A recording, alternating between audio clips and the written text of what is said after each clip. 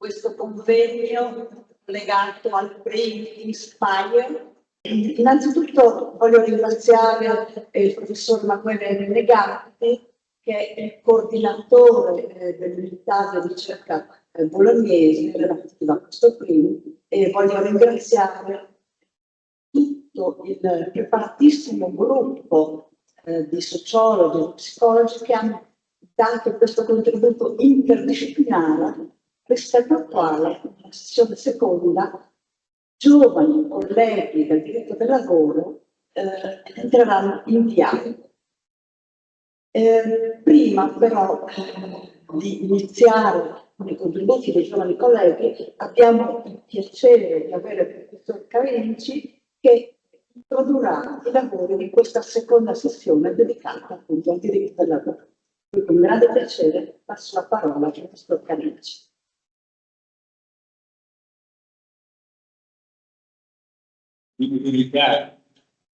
Io non ho voluto niente. Sono qui per la pietà degli exaltini quando un cosiddetto maestro raggiunge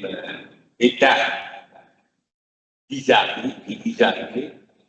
gli riservano qualche presenza di questo tipo in cui viene invitato a dire qualche parola su qualcosa che non conosce. Il mio piacere, e me ne accorgo adesso, ovviamente ha voluto dire poco, è che io mi ritrovo in un'aula in cui quando ero assistente alla facoltà di scienze politiche ho fatto del questo. Parlo di 50-55 anni fa, ero assistente del professor Perchiesi, che anche lui è stato un professore in questa facoltà prima di passare a giudice. Ripeto, il consiglio che mi sono dato e do a tutti è di non parlare mai quando si ha solo una mezza ignoranza, perché la mezza ignoranza è molto peggiore dell'ignoranza. In quanto si parla, crede di sapere. E io mi sono avvalso di un'infarinatura. Procuratemi quello che definisco l'ultimo degli ultimi, Vincenzo Perrini, perché è l'ultimo che è stato introdotto e spero farà come gli altri da sua carriera, che mi ha colto un po' di documentazione. Io ho grande interesse, ma naturalmente senza fiorare troppo la mia conoscenza. E mi sono confrontato con delle nozioni che mi erano estranee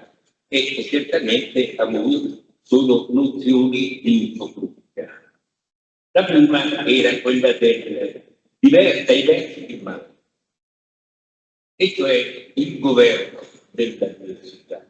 La formula è molto semplice, e cioè si tratterebbe di valorizzare nell'organizzazione del lavoro, di valorizzare l'università.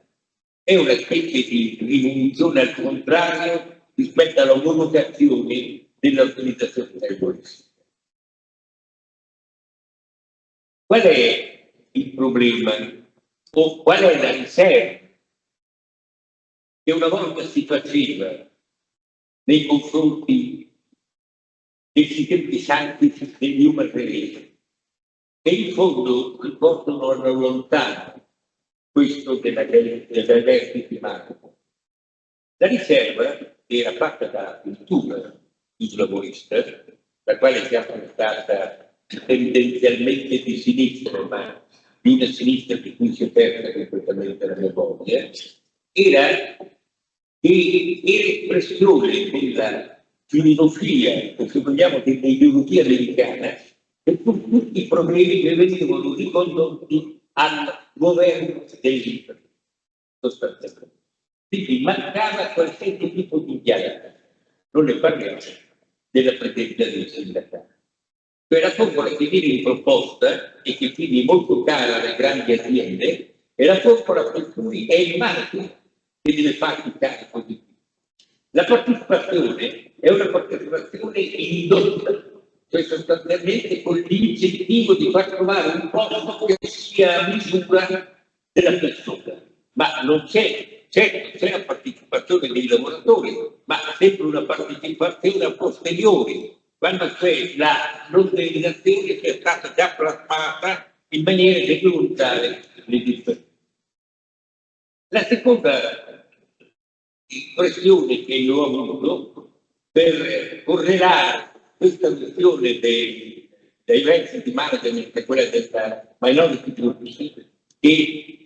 a leggere sembra essere stata questa la nozione prima, per cui è derivata poi la seconda, è che in realtà è difficile immaginare come si possa valorizzare la diversità costituita dall'orientamento sessuale.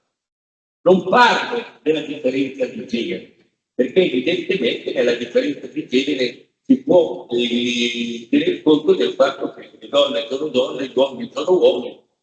ma anche non nascondendo che la grande diciamo così, la grande dimentica del femminismo è di andare a occupare i posti che occupano gli uomini. Cioè non è tanto un discorso sulla diversità che valorizza le donne, ma di un venir della discriminazione dei costretti in posizioni che non sono quelle applicate. Naturalmente, quindi questo io non so dire, non so che ci sono di molti studi. Come si collega questo discorso ai minority group? Ora, la impressione è molto suggestiva, e cioè gruppi di minoranza. Gruppi di minoranza rispetto a che cosa?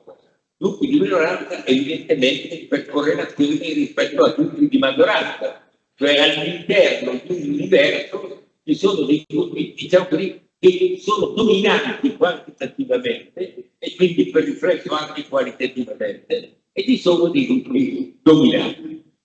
Naturalmente sia chiaro, non per valorizzare, questo appartiene alla vita di tutti, cioè la nostra vita, la vita vostra, è una vita di appartenenza ai minority group, nel senso che vi sarete spesso trovati, io mi sono spesso trovato in situazioni in cui non ero in sintonia con il gruppo di maggioranza. Come esperienze giovanili traumatiche, io non ero mai compreso nella vita di coloro che partecipavano agli scontri di calcio, ai gare di calcio del consiglio del collegio. Eravamo un gruppo di 3 o 4 persone che venivano considerate disabili o inabili, oppure per stendere più a questioni, diciamo così, vicine, c'erano delle feste che erano organizzate solo se il maschio portava la femmina, cioè non potevi entrare se non avevi il passaporto di avere una ragazza con te. Chi non era in grado di avere, se un tempo vi assicuro non era così facile come oggi, e apparteneva ai minority. Però detto questo, nel senso che l'espressione ha una valenza e una portata molto grande, cioè potrebbe essere estesa, ripeto, alla vita di ciascuno, se viene puntualizzata sui gruppi minoritari, di quelli della famosa formula alfabetica LGBT, cui io non sono stato in grado di ricordare le lettere successive, qui sostanzialmente ci troviamo di fronte, io vedevo i numeri, a una minoranza che su base nazionale è stata calcolata del 2-3%. E all'interno bisognerebbe distinguere evidentemente gli omosessuali e che hanno tanti diverso orientamento sessuale. Ora, rispetto a questi, che sono certamente una minoranza, c'è da dire una cosa che avete anche voi detto, anzi io ho visto questi schemi, ma mi sono persi, perché queste cose non sono scritte, non sono soltanto stigmatizzate. Io naturalmente vecchio signore che chiedeva con la mattina sono completamente tagliato fuori. Ora però questi minority group, voglio dire, applicati saranno 2-3%, non so se qualcuno qui è in grado di rettificare questa percentuale che io ho trovato su Google, e quindi ve la pongo. Quindi però in questo caso la minoranza è proprio una minoranza quantitativa, anzitutto.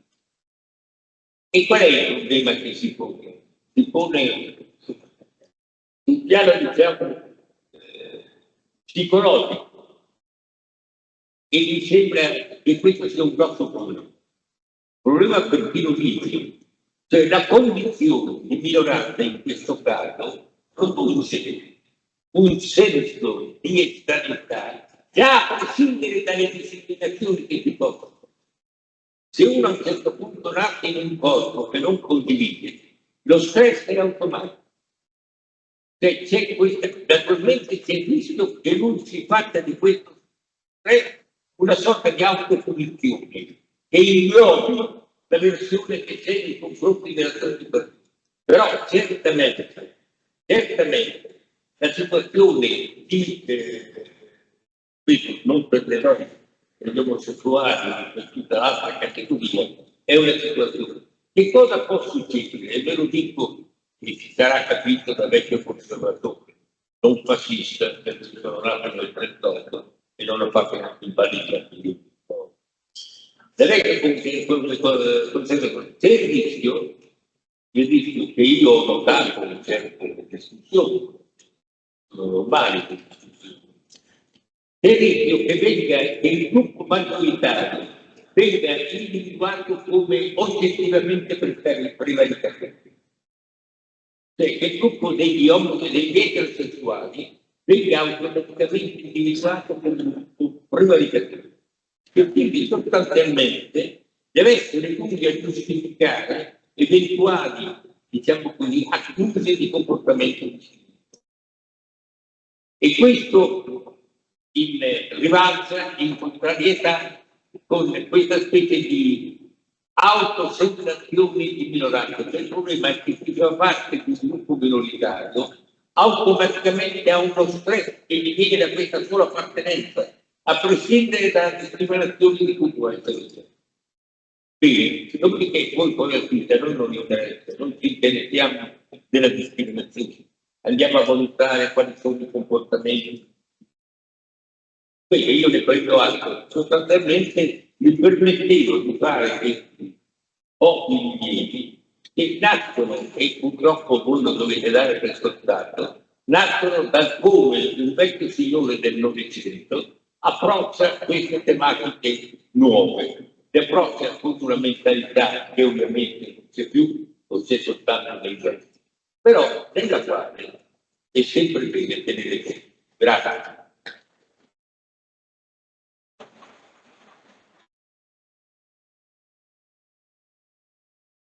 Allora, grazie al professor Parenci che mi ha fatto venire in mente che anch'io ho passato in queste aule, nel senso che quasi 40 anni fa le frequentavo come dottoranda di ricerca, perché il dottorato era coordinato dal professor Romagnoli, e in questa occasione ho avuto la fortuna e l'onore di avere come supervisore del dottorato il professor Parenci.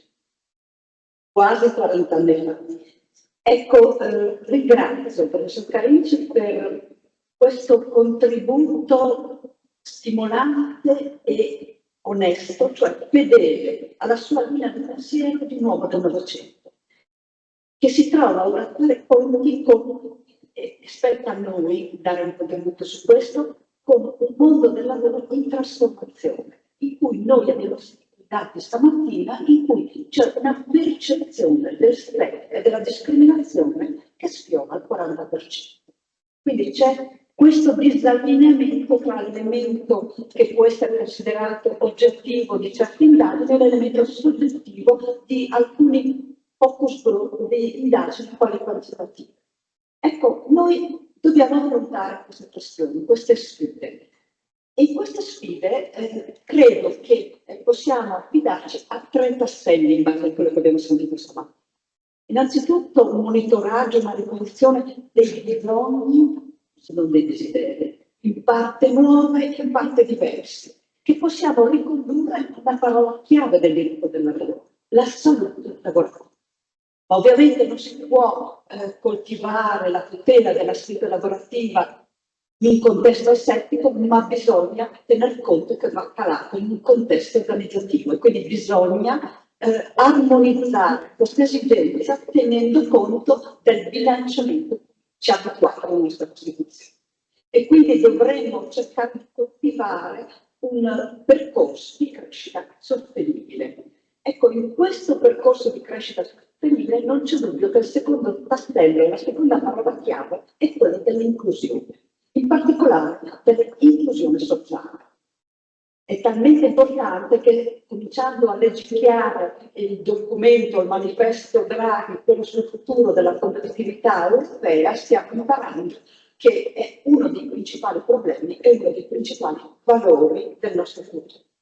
Quindi dovremmo inventare delle buone prassi, delle strategie di inclusione sociale. E in questo contesto devo già imparare stamattina che la formazione è sicuramente uno strumento essenziale. E su questo noi, l'abbiamo già detto stamattina, siamo coinvolti anche per il nostro mestiere, quindi come docenti ai giovani. E quindi abbiamo un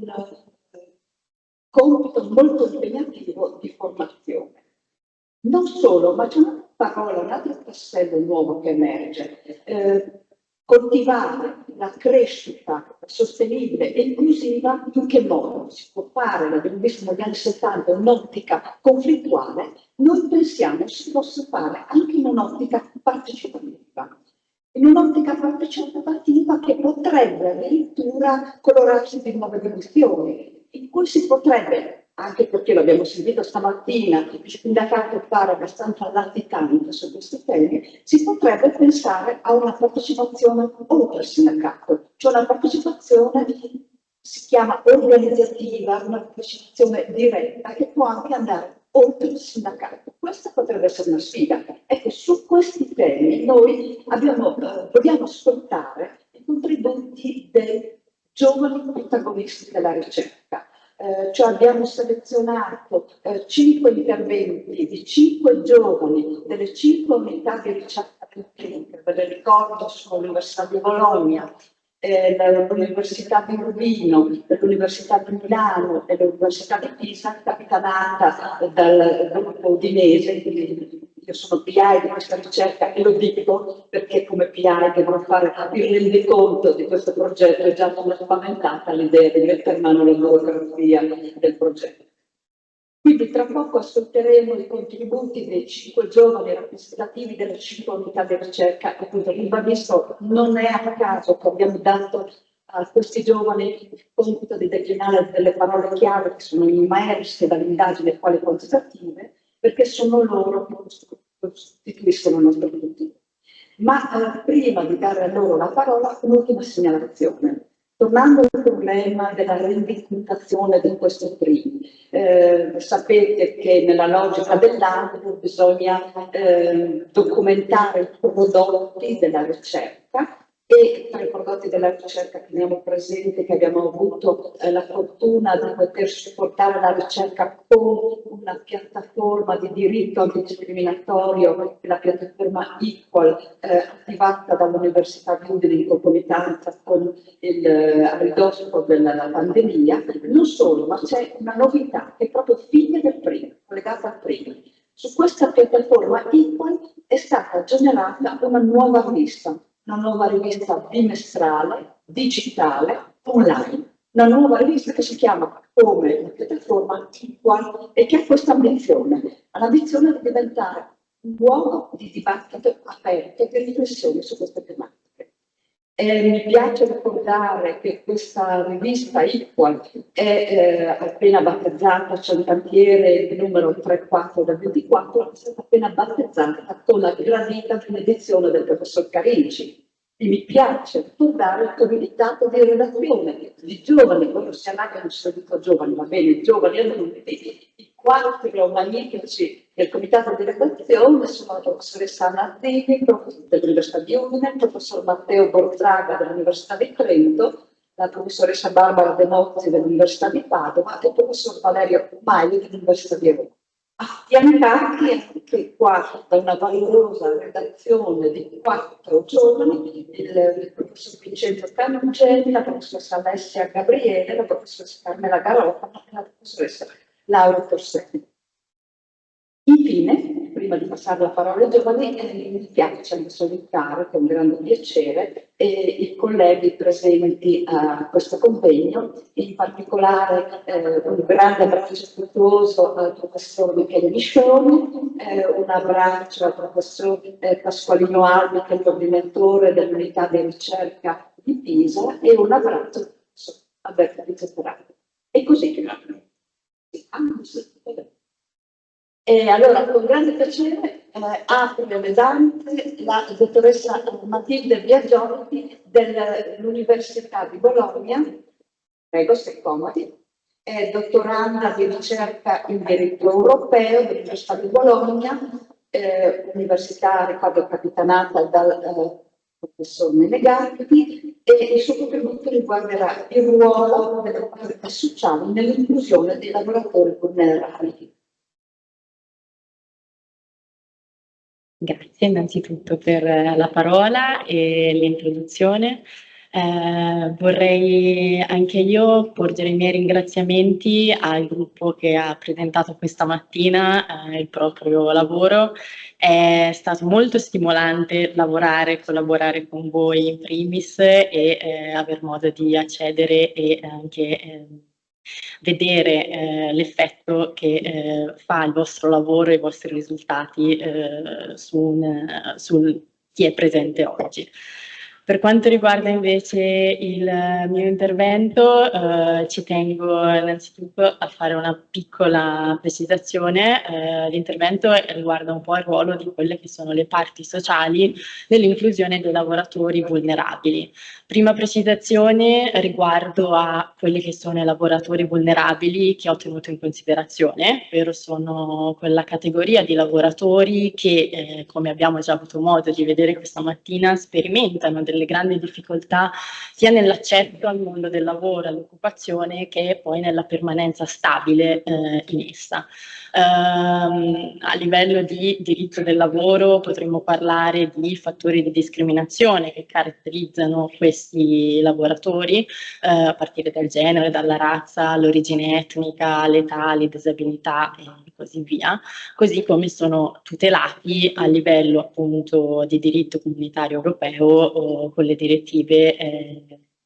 antidiscriminatorie. In secondo luogo, un'altra precisazione riguardo alla mia scelta di affrontare questo tema parlando delle parti sociali. Sono state più volte in realtà menzionate questa mattina, ad indicare che ho colto un po' nel segno, insomma, manca qualcosa ed è necessario approfondire l'argomento, anche perché è sempre più chiaro che sia le associazioni datoriali da un lato che ovviamente i rappresentanti dei lavoratori, sindacati, possano e debbano svolgere un lavoro fondamentale e di maggior approfondimento nell'organizzazione di un luogo di lavoro inclusivo e privo di discriminazione. Nello specifico tenterò, sto tentando all'interno delle mie ricerche di approfondire il ruolo del sindacato in questo ambito, in questo contesto, da una prospettiva più europea, quindi tenendo un po' in considerazione e individuando una serie di buone prassi anche che si sono evidenziate a livello europeo che potrebbero essere poi prodotte in altri contesti. Sicuramente il ruolo del sindacato è da indagare dal mio punto di vista, anche perché storicamente il sindacato ha costruito la propria forza, il proprio lavoro, andando a rappresentare una maggioranza della forza lavoro, quindi non una frangia minoritaria anche nei numeri, quale quella rappresentata oggi dai lavoratori vulnerabili. E quindi è interessante anche solo vedere come possa effettivamente cambiare la struttura del sindacato per rispondere a questi nuovi bisogni. È stato curioso vedere come in vari paesi d'Europa, anche in Italia, la questione sta diventando sempre più nota. Ci sono delle prove, delle prassi che indicano che c'è un cambiamento e soprattutto è interessante vedere come questa consapevolezza e questo rinnovamento è partito proprio da un dialogo con altri attori della società, quindi è fondamentale questo dialogo e questo collegamento tra sindacato ed altri attori, quindi il sindacato che guarda al di fuori. Dopodiché, ovviamente, a livello di istituzioni dell'Unione Europea sono ormai molteplici gli spunti e suggerimenti ad investire sul ruolo che il sindacato e le parti sociali dovrebbero svolgere sia per un'inclusione lavorativa, ma un'inclusione lavorativa che generi anche inclusione sociale dei lavoratori e delle persone più vulnerabili. La prospettiva di studio di come un sindacato possa effettivamente andare a rappresentare lavoratori vulnerabili e creare inclusione sul lavoro si può suddividere su due aspetti diversi. Una prospettiva interna che riguarda ovviamente come il sindacato può organizzarsi e deve organizzarsi internamente, quindi nella costruzione dei propri rapporti, nella costruzione della propria rappresentanza, e una prospettiva invece esterna che è quella relativa ai risultati che può ottenere, che può evidenziare l'impatto che può avere sul luogo di lavoro, ad esempio, attraverso tutta una serie di strumenti che ha a disposizione. Ed è proprio su questa seconda prospettiva che vorrei un po' soffermarmi, anche perché le grandi differenze anche a livello europeo nella costruzione del sistema di relazioni industriali non permetterebbero di trovare una linea uniforme alla prima prospettiva di analisi, ovvero quella interna. Quindi perciò vorrei in un certo senso riassumere, catalogare quelli che sono gli strumenti a disposizione del sindacato per la creazione effettivamente di un luogo di lavoro più inclusivo e privo di discriminazioni. Dallo studio condotto a livello europeo, la contrattazione collettiva risulta essere ancora oggi lo strumento più efficace. Soprattutto perché sempre più spesso sono presenti i contratti collettivi sia a livello a livello nazionale, ad esempio con clausole che mirano alla parità di trattamento dei lavoratori ed esplicitamente vietano la discriminazione nei confronti dei lavoratori, oppure in secondo luogo invece anche con contratti collettivi, per esempio più specifici a livello aziendale, che vanno a regolare quelle che sono le situazioni più specifiche di un contesto organizzativo. Ed è così che ad esempio si è vista anche la costruzione di comitati per la parità, gli stessi sportelli per la discriminazione, la denuncia per la discriminazione, sono tutti esempi che possono essere trovati anche a livello europeo in altri stati e che sicuramente possono essere anche riprodotti nel nostro contesto nazionale. Sicuramente nella serie di strumenti che utilizzano un approccio di prevenzione alla discriminazione si indica anche la stesura di codici di condotta, di codici etici, quindi sindacati attraverso i propri rappresentanti che collaborano con i datori, collaborano con altri stakeholder nella stesura di questi codici, così come nella stesura di piani di inclusione orientati sul breve, medio e lungo periodo. E sono felice che stamattina sia venuto fuori l'argomento, insomma, il tema della formazione, perché in Europa sono sempre più presenti eventi, sempre più presente anche nelle organizzazioni sindacali la formazione, la costruzione, la previsione di eventi di formazione sia per i membri del sindacato stesso che per lavoratori in altri contesti. E allo stesso modo questo si evidenzia anche con gli eventi di sensibilizzazione. È interessante vedere come solo dopo alcune domande nel questionario somministrato nelle aziende aumenti già la consapevolezza della discriminazione. Pensiamo cosa possono fare invece più e più eventi orientati proprio alla sensibilizzazione sull'argomento.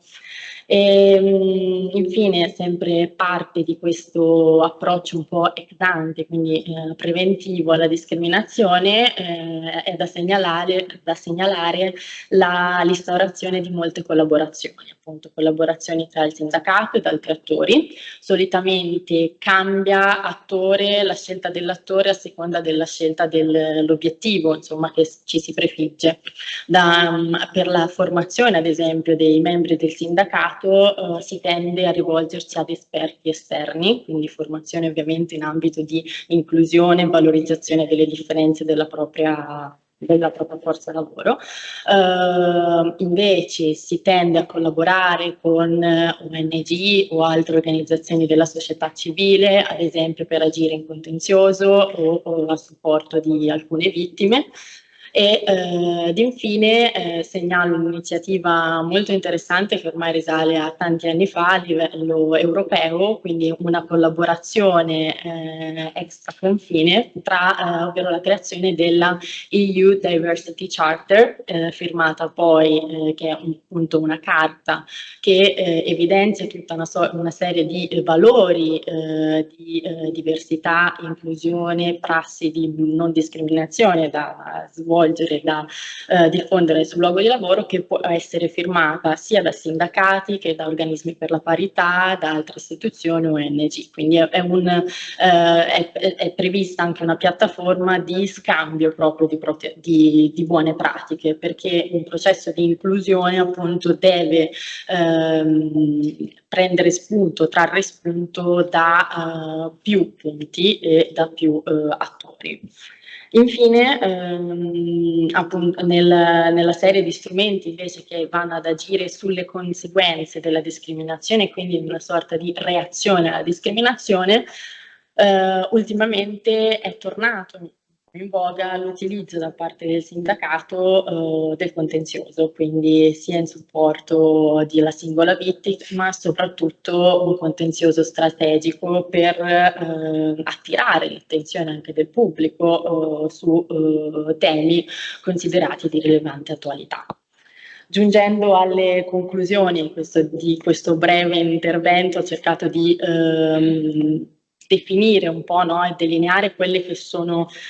i potenziali punti e strumenti a disposizione del sindacato per questa lotta alla discriminazione. Sottolineo due caratteristiche che potrebbero rendere il sindacato potenzialmente una sorta di stella polare, comunque una cartina di orientamento verso la lotta alla discriminazione e alla creazione di un luogo di lavoro inclusivo. Come? Innanzitutto il sindacato è flessibile, questa flessibilità deriva da una serie appunto di strumenti che ho appena elencato, e questo permette di poter agire sulla situazione specifica con lo strumento più adatto. Ed in secondo luogo l'azione del sindacato è riscontrabile su molteplici livelli, quindi non solo l'azione, un sindacato che lavora verso la diversità e la valorizzazione della diversità sicuramente ha un impatto sui membri stessi del sindacato, in secondo luogo ha un impatto sul luogo di lavoro dove queste pratiche vengono implementate, ed infine con una sorta di spillover effect, come si può definire, le buone pratiche sul lavoro vengono poi trasportate anche al di fuori nella vita quotidiana del lavoratore, che poi è il membro della società in cui viviamo. Sicuramente tanto lavoro c'è da fare all'interno del sindacato. Io chiudo con una piccola provocazione o un piccolo spunto di riflessione: perché non applicare quegli schemi, quelle strategie di diversity, equity, inclusion che sono ormai in voga in tante delle nostre aziende anche all'interno del sindacato stesso? Sicuramente questo potrebbe aiutare. Io vi ringrazio.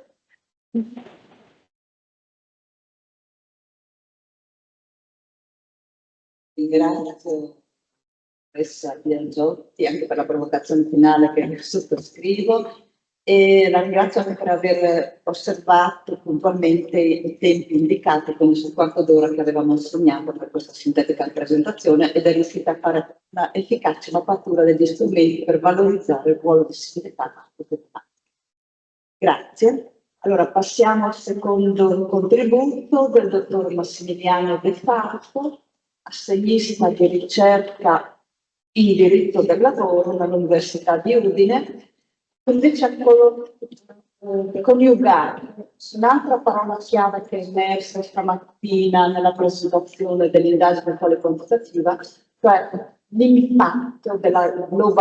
digitalizzazione, l'impatto della digitalizzazione, e quindi ci parlerà di digitalizzazione e inclusione. Grazie e di nuovo buon pomeriggio a tutte e a tutti. Anzitutto ci tengo. Sentite correttamente? Ora forse mi sentite.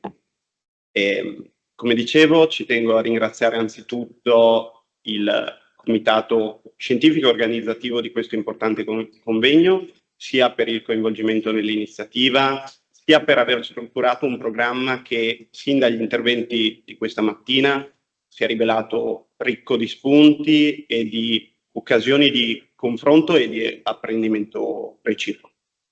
Nel tentativo di offrire anch'io il mio contributo al dibattito, vorrei condividere alcune considerazioni in merito appunto al rapporto fra digitalizzazione e inclusione, tanto nella fase di accesso agli impieghi, quanto in realtà nello svolgimento della prestazione lavorativa. E in particolare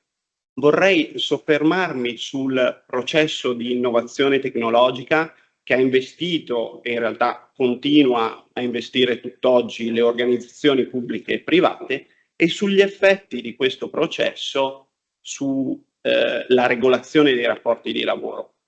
mettendo a sistema e dialogando con alcuni recenti orientamenti giurisprudenziali che a mio avviso hanno aperto la strada per contrastare il rischio sempre più evidente di una nuova polarizzazione del mercato del lavoro. E in questo senso vorrei partire dalle conclusioni a cui si era giunti proprio in questa sede nell'Università di Bologna esattamente un anno fa, a chiusura del PRIN 2017, laddove era emersa la presa di coscienza di come a quasi 40 anni dalla relazione del professor Carinci al congresso AIDLAS di Napoli, la ambivalenza delle tecnologie adottate nei modelli produttivi e organizzativi del lavoro sia divenuta oggi ancora più marcata. Basti pensare, come era già stato ricordato in quella sede, alle ormai consolidate modalità flessibili di esecuzione della prestazione lavorativa, sì dirette a garantire la miglior conciliazione vita-lavoro, ma che per quanto siano di fatto oggi estendibili anche oltre il segmento impiegatizio puro, continuano a presentare una dimensione elitaria e a essere inaccessibili ai più. Sicché, se è pur vero che le tecnologie possono supportare l'inclusione specie dei più fragili, è altrettanto vero che delle potenzialità da queste offerte non beneficino tutti i lavoratori e che anzi per alcuni di questi il digitale, ancor più dell'informatica, tenda a tradursi in un fattore ostativo, sia rispetto al miglioramento delle condizioni occupazionali dei lavoratori, sia pure rispetto all'accesso e alla prosecuzione del rapporto. Peraltro senza voler qui considerare l'ulteriore rischio già sottolineato un anno fa della sostituzione dell'intelligenza artificiale a opera dell'intelligenza umana a opera di quella artificiale. Tali considerazioni riflettono la più recente robotistica nazionale, ove si è attestato come, a fronte del potenziamento del ricorso alle tecnologie all'interno dei contesti lavorativi, l'area relativa al capitale umano, cioè alla dotazione di competenze digitali delle persone che lavorano, sia rimasta pressoché invariata negli anni.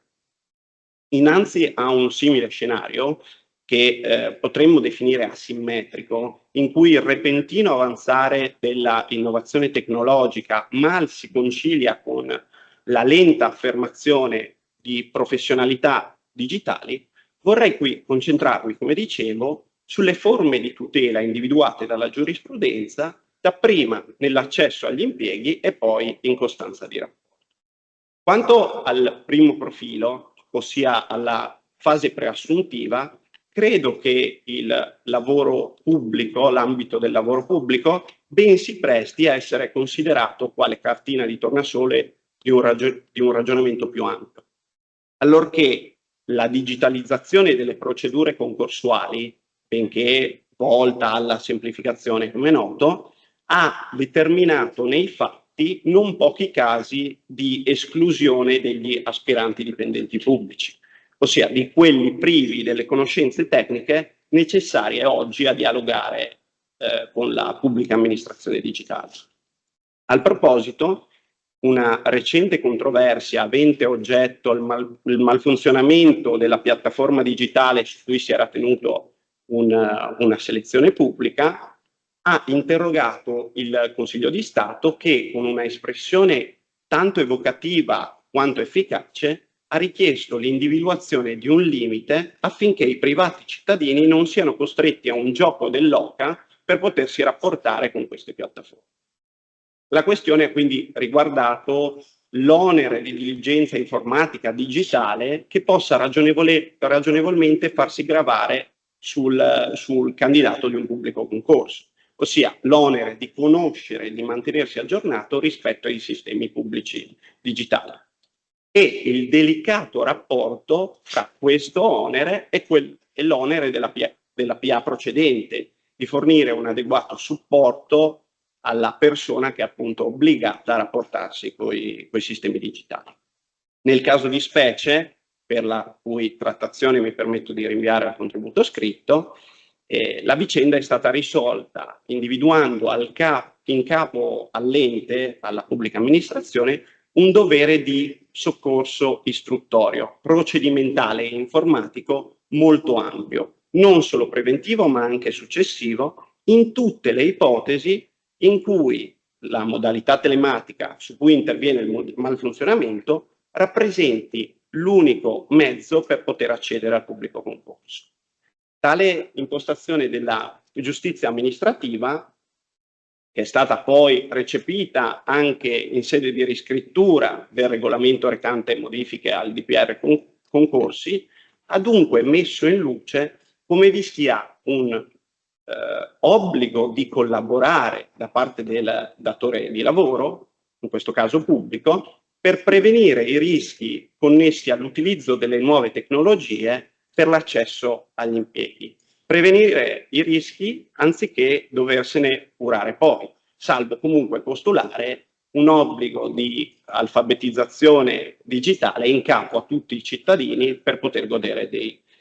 più banali diritti civili, più fondamentali diritti civili. Muovendo quindi verso il secondo aspetto che mi ero ripromesso di trattare, ossia verso le tutele di matrice giurisprudenziale per i già lavoratori occupati in contesti sempre più digitali, la questione si è di fatto riproposta in termini analoghi, laddove sia stata contestata la obsolescenza del bagaglio professionale dei lavoratori. Da questo punto di vista occorre premettere e sottolineare come le mutate condizioni di impiego, mutate attraverso l'introduzione del digitale, abbiano di fatto determinato una dilatazione della pretesa creditoria dei datori di lavoro, che si è di fatto tradotta in una trasformazione della professionalità esigibile dalla controparte, che, come scriveva molto efficacemente la professoressa Brollo in un suo saggio, da lineare, solida e prevedibile è ben presto divenuta ibrida, liquida e adattiva, se non addirittura plastica. Peraltro, tale situazione ha condotto a un pericoloso disallineamento fra le competenze presenti sul mercato, quindi quelle già possedute dai lavoratori, e quelle richieste per le posizioni vacanti. Tanto che coloro i quali siano meno propensi al cambiamento non solo si trovano in difficoltà a restare sul mercato, ma pure a ritrovarvi una collocazione qualora da esso ne siano espulsi, come sottolineava anche poco fa la dottoressa Biagiotti. Sul punto è parimenti intervenuta la magistratura nell'ambito di un peculiare licenziamento di un lavoratore, in questo caso del settore privato, dalla professionalità considerata obsoleta. E in particolare in quella vicenda si è stabilito che, sebbene in linea generale fra gli obblighi datoriali non rientri quello di curare la formazione del lavoratore per permettergli di svolgere correttamente la prestazione lavorativa, ogni qualvolta le competenze di questi non evolvano di pari passo con l'innovazione introdotta nell'organizzazione, l'applicazione dei principi di correttezza e buona fede implica che prima di intimare il licenziamento si valuti non solo l'impossibilità di adibire il lavoratore a un'altra mansione, ma anche l'antieconomicità della sua riqualificazione professionale. E la portata innovativa di questa decisione risiede nel riconoscimento di un obbligo formativo in capo al datore di lavoro, che, ancorché confinato entro i margini della sostenibilità del costo necessario al suo apprestamento, è diretto a colmare quel gap debitorio, ossia testualmente nella sentenza la professionalità divenuta obsoleta, nell'ambito dell'equilibrio corrispettivo del contratto di lavoro. Sicché la giurisprudenza nel settore privato, in questo caso, ha aperto la via al diritto alla formazione in ogni rapporto di lavoro e ritengo che in considerazione della rapidità e della imprevedibilità con cui evolvono le tecnologie nei contesti di impiego, la formula potrebbe anche essere interpretata nei termini di un diritto alla formazione continua in ogni fase di un rapporto di lavoro. Se nel pubblico impiego l'obbligo datoriale di provvedere alla formazione continua del personale in servizio è rigidamente normato, nel lavoro pubblico la formazione rimane una promessa rimessa dalla legge ai contratti collettivi, ove in realtà questa conosce un debole tasso di effettività. Sul punto forse occorrerebbe intervenire, come è stato fatto nel caso dell'accesso agli impieghi, con un intervento normativo, vedasi la riscrittura del DPR concorsi. Ma in questo caso la norma esiste già. Deve infatti essere ricordato come ogni mutamento di mansione, e aggiungo io surrettizialmente ogni innovazione tecnologica, dovrebbe essere accompagnata, ai sensi del terzo comma dell'articolo 2103, dall'assolvimento di un obbligo formativo. Benché esso sia formalmente previsto solo ove necessario e nonostante esso non sia sanzionato ove disatteso dalla nullità dell'assegnazione alle nuove mansioni, l'interpretazione che ne è stata fornita pare a mio avviso coerente con l'odierna dinamicità della realtà effettuale dei contesti lavorativi e porta a ritenere che a fronte di adattamenti continui della professionalità dei prestatori sia ormai maturo il tempo per il riconoscimento di un diritto alla formazione continua, diritto all'apprendimento permanente per tutti. In definitiva, quindi, tanto nell'accesso quanto nello svolgimento della prestazione, ritengo necessaria una seria cooperazione della controparte datoriale, vuoi per una maggiore equità, imparzialità ed efficacia delle procedure selettive, vuoi per un aggiornamento costante della professionalità dei lavoratori. Credo che, seguendo quanto suggerito dalla giurisprudenza più recente, tutte le parti possano salire sul carro dei vincitori e che la digitalizzazione possa essere finalmente ed effettivamente valorizzata quale veicolo per l'inclusione o quantomeno, come si diceva questa mattina, per la non esclusione. Grazie a tutti.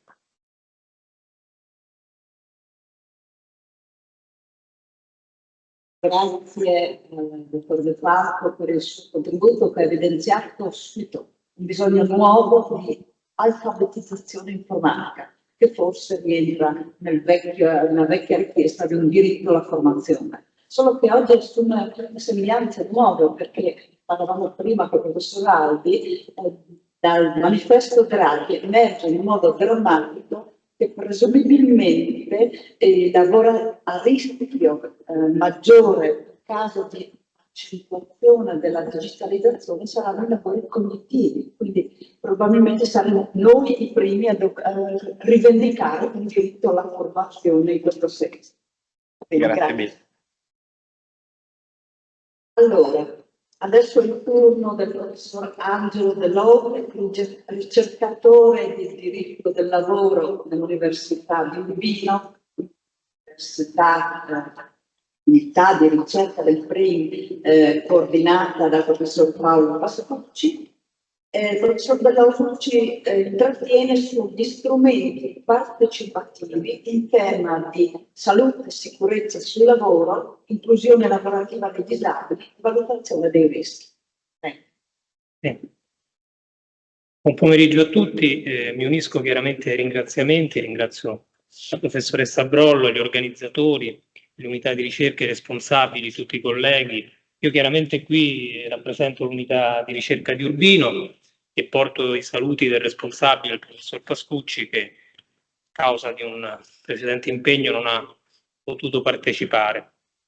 Il tema chiaramente evoca una particolare specializzazione che noi, come si sa, da anni stiamo coltivando con l'Università di Urbino, e cioè un'analisi, un monitoraggio costante della giurisprudenza, della dottrina, dell'elaborazione scientifica in materia di salute e sicurezza sul lavoro. Come si sa, in questa materia gli strumenti della partecipazione, cioè il riconoscimento di un ruolo attivo delle parti sociali, ha radici ben lontane, affonda le radici perlomeno nell'articolo 9 dello Statuto dei lavoratori. Però, come si sa, successivamente la disciplina di origine europea ha migliorato e intensificato questi strumenti partecipativi, e si è sempre parlato all'interno della disciplina in materia di salute e sicurezza di una partecipazione debole, per significare che la partecipazione dei lavoratori, o meglio dei lavoratori e dei loro rappresentanti, non giunge sino a forme di cogestione, di implicazione diretta nell'adozione delle misure di salute e sicurezza, ma in prerogative che attengono alla consultazione, alla proposta e alla segnalazione. A ben vedere, in realtà, all'interno di questa disciplina vi è anche in qualche maniera una partecipazione diretta degli stessi lavoratori dal punto di vista individuale, perché si sa che da tempo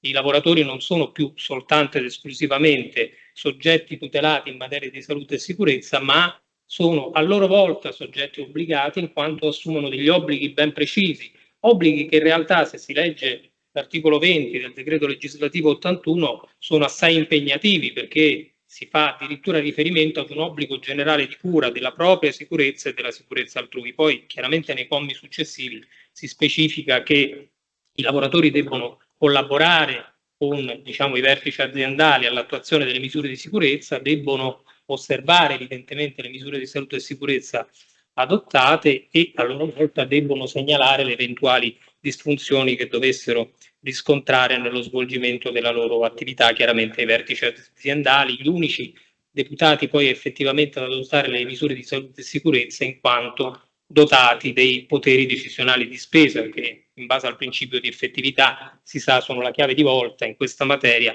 in quanto è proprio a quei poteri che sono connessi gli obblighi e conseguentemente le responsabilità. Ma in realtà poi la partecipazione trova, diciamo,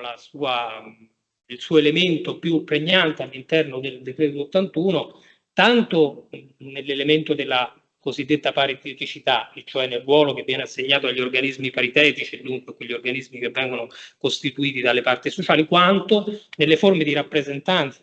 necessarie e obbligatorie, sia in forma aziendale o territoriale, le quali hanno, e qui diciamo il testo della legge è stato ben accurato ad individuare la parola, hanno delle attribuzioni. L'articolo 50 parla di attribuzioni dei rappresentanti dei lavoratori per la sicurezza. A mio avviso questo termine fa riferimento a prerogative, cioè a prerogative sindacali. e attribuzioni che attengono anzitutto alla consultazione e l'obbligo centrale, qualcuno dice addirittura il metodo, cioè la valutazione dei rischi, di ricevere informazioni e documentazioni sulla valutazione dei rischi, ma anche qui, ecco, c'è un punto dolente, nella promozione dell'elaborazione, l'individuazione e l'attivazione delle misure di prevenzione. Poi c'è la partecipazione alle riunioni, la possibilità di fare proposte e anche di fare segnalazioni. Ebbene, perché questa, diciamo, questa disciplina è venuta di nuovo, è diventata di nuovo attuale? Perché, come si sa, lo scorso anno, proprio in settembre, c'è stata una nota e discussa sentenza della Corte di Cassazione che è giunta a ipotizzare una responsabilità penale del RLS, non tanto in base, sicuramente in base ai principi del diritto penale generale, però se si legge la sentenza in realtà l'addebito specifico è proprio il mancato esercizio delle attribuzioni, cioè delle prerogative sindacali. Quindi stando al ragionamento che fa la Cassazione, poi chiaramente, diciamo, adesso non è la sede per approfondire, se uno va a leggere il caso di specie si rende conto che in realtà la situazione era molto particolare, perché quell'RLS aveva anche un ruolo gestionale all'interno dell'azienda, ma diciamo il principio che afferma la Cassazione non lega la responsabilità al ruolo gestionale, ma lega la responsabilità al ruolo di rappresentanza che l'RLS svolge all'interno dell'azienda. Bene, in quest'ordine di ragionamento evidentemente quelle attribuzioni, cioè quelle prerogative sindacali, diventano dei veri e propri obblighi, e addirittura nel momento in cui l'RLS non esercita, non adempie a quei compiti, a quegli obblighi, può incorrere in una responsabilità penale, quindi obblighi penalmente sanzionati. È evidente che ragionando in questi termini probabilmente si potrebbe anche ipotizzare un qualche difetto di costituzionalità, perché se è vero che sono prerogative sindacali tutelate dall'articolo 39 della Costituzione, credo che la sanzione rispetto al mancato esercizio di quelle prerogative vada individuata nell'ordinamento intersindacale e non nell'ordinamento statuale. Fermo restando che l'RLS, come chiunque, può contribuire con il proprio comportamento a causare un infortunio, un evento, e dunque a risponderne sul piano del diritto penale generale. Ora, come si intreccia tutta questa tematica, cioè questi strumenti partecipativi, la tutela della salute, con i temi dell'inclusione, in particolare, come ho segnalato nel titolo, con l'inclusione dei lavoratori disabili? Beh, anzitutto bisognerebbe partire dalla definizione di salute all'interno del decreto 81. Come si sa, la salute all'interno del decreto 81, secondo la definizione che ne ha dato da tempo l'Organizzazione Mondiale della Sanità, non è un'assenza di malattia, ma si dice uno stato di completo benessere. E da questo punto di vista è evidente che la stessa valutazione dei rischi, cui, come ho detto, gli RLS partecipano, dovrebbero almeno partecipare in maniera attiva o comunque propositiva, considera tra i rischi specifici, come si sa poi l'elencazione è un'elencazione esemplificativa e non esaustiva, i rischi, elenca proprio dei fattori di discriminazione. Si parla della differenza di genere, si parla della provenienza di altri paesi, ma sicuramente uno dei rischi di cui tener conto è anche le eventuali condizioni di disabilità dei lavoratori. E quindi, diciamo, anche il fattore disabilità può divenire un fattore di rischio che attiene, che comporta l'adozione di eventuali misure di salute e sicurezza. E qui, diciamo, si intreccia la tematica delle misure di salute e sicurezza con la cosiddetta tematica degli accomodamenti ragionevoli. Però su questo piano bisogna fare alcune precisazioni e poi concludo il mio intervento. Anzitutto bisogna distinguere la nozione di disabilità, seppur inteso oramai nel senso biopsicosociale, fatto proprio dalla giurisprudenza europea, dalla nozione di inidoneità alla mansione, cioè il giudizio che il medico competente esprime all'esito della sorveglianza sanitaria. È evidente che laddove si ritiene che la disabilità sia un qualsiasi ostacolo di ogni ordine, le nozioni di disabilità e inidoneità si avvicinano tra di loro, ma continuano ad avere, a mio avviso, un margine di autonomia, cioè ci sono forme di disabilità che potrebbero non implicare alcuna inidoneità alla mansione e a loro volta forme di inidoneità, immaginate un'allergia o l'impossibilità di svolgere particolari lavori che non raggiungono un grado tale da poter essere considerate disabilità. Allo stesso modo, le misure di sicurezza vanno distinte dagli accomodamenti ragionevoli, anche se in alcuni casi possono sicuramente coincidere, per un aspetto abbastanza semplice, perché il presupposto dell'adozione è diametralmente opposto, cioè le misure di sicurezza debbono tendere ad eliminare il rischio o a ridurre al minimo a prescindere dal loro costo, almeno così ci dice la direttiva europea. Quindi i criteri attraverso cui adottare le misure di sicurezza sono quelli dell'articolo 2087, la particolarità del lavoro, l'esperienza e la tecnica. E quindi nessuna implicazione di costo o di eccessiva onerosità per il datore di lavoro può limitare l'adozione di una misura di sicurezza. Viceversa, invece, l'accomodamento ragionevole, come si sa, laddove non sia misura di sicurezza, deve essere adottato solo se non comporti uno sforzo eccessivo dal punto di vista economico e organizzativo per il datore di lavoro. Ora però è evidente che gli strumenti di partecipazione in materia di salute e sicurezza, la stessa valutazione del rischio in materia di salute e sicurezza possono dare un utile contributo anche rispetto all'inclusione lavorativa dei disabili, considerato che la stessa condizione dei lavoratori disabili può essere un fattore di rischio che può e anzi deve, in base all'elencazione semplificativa, visto che l'articolo 28 parla di tutti i rischi, essere adeguatamente valutato. Chiaramente un'altra distinzione, qui concludo, è anche la nozione, perché l'accomodamento ragionevole va bene al di là delle misure tecniche, organizzative, di adeguamento dei luoghi di lavoro, parte in cui potrebbe coincidere anche con le misure di sicurezza, perché come si sa per accomodamenti ragionevoli si ritengono anche adeguamenti dal punto di vista normativo, si immagini la formazione, anche se lì forse un qualche punto di collegamento ci potrebbe essere, ma si immagini solo tutta la questione annosa che ha riguardato l'adeguamento del periodo di comporto, che è sicuramente considerato ormai dalla giurisprudenza un accomodamento ragionevole, eppure, così, in quel caso si è al di fuori dell'ambito delle misure prevenzionistiche. Io avrei concluso, vi ringrazio. Grazie. L'unità di Urbino ha portato un contributo su questo tema che è molto caro al professor Pascucci, quello della salute e sicurezza, e ha anche evidenziato un prezioso fil rouge che accomuna tutti gli interventi che abbiamo ascoltato questo pomeriggio, l'importanza del contenzione. Già stamattina l'abbiamo capito, abbiamo capito che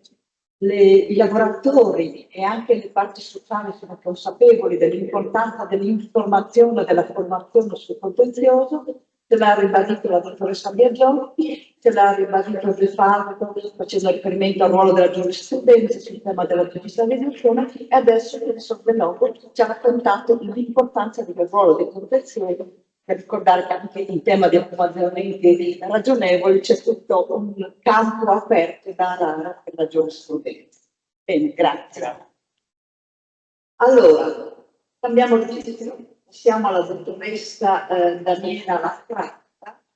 assegnista di ricerca in diritto del lavoro nell'unità degli studi di Milano Statale, unità di ricerca coordinata dal professor Alessandro Boscato. Ecco, la dottoressa Lattratta interviene sul tema dell'attuazione della direttiva sul benessere organizzativo, una delle parole chiave del primo, 20 anni dopo, e in particolare si preoccupa di evidenziare il ruolo di Cook e ONU. Prego.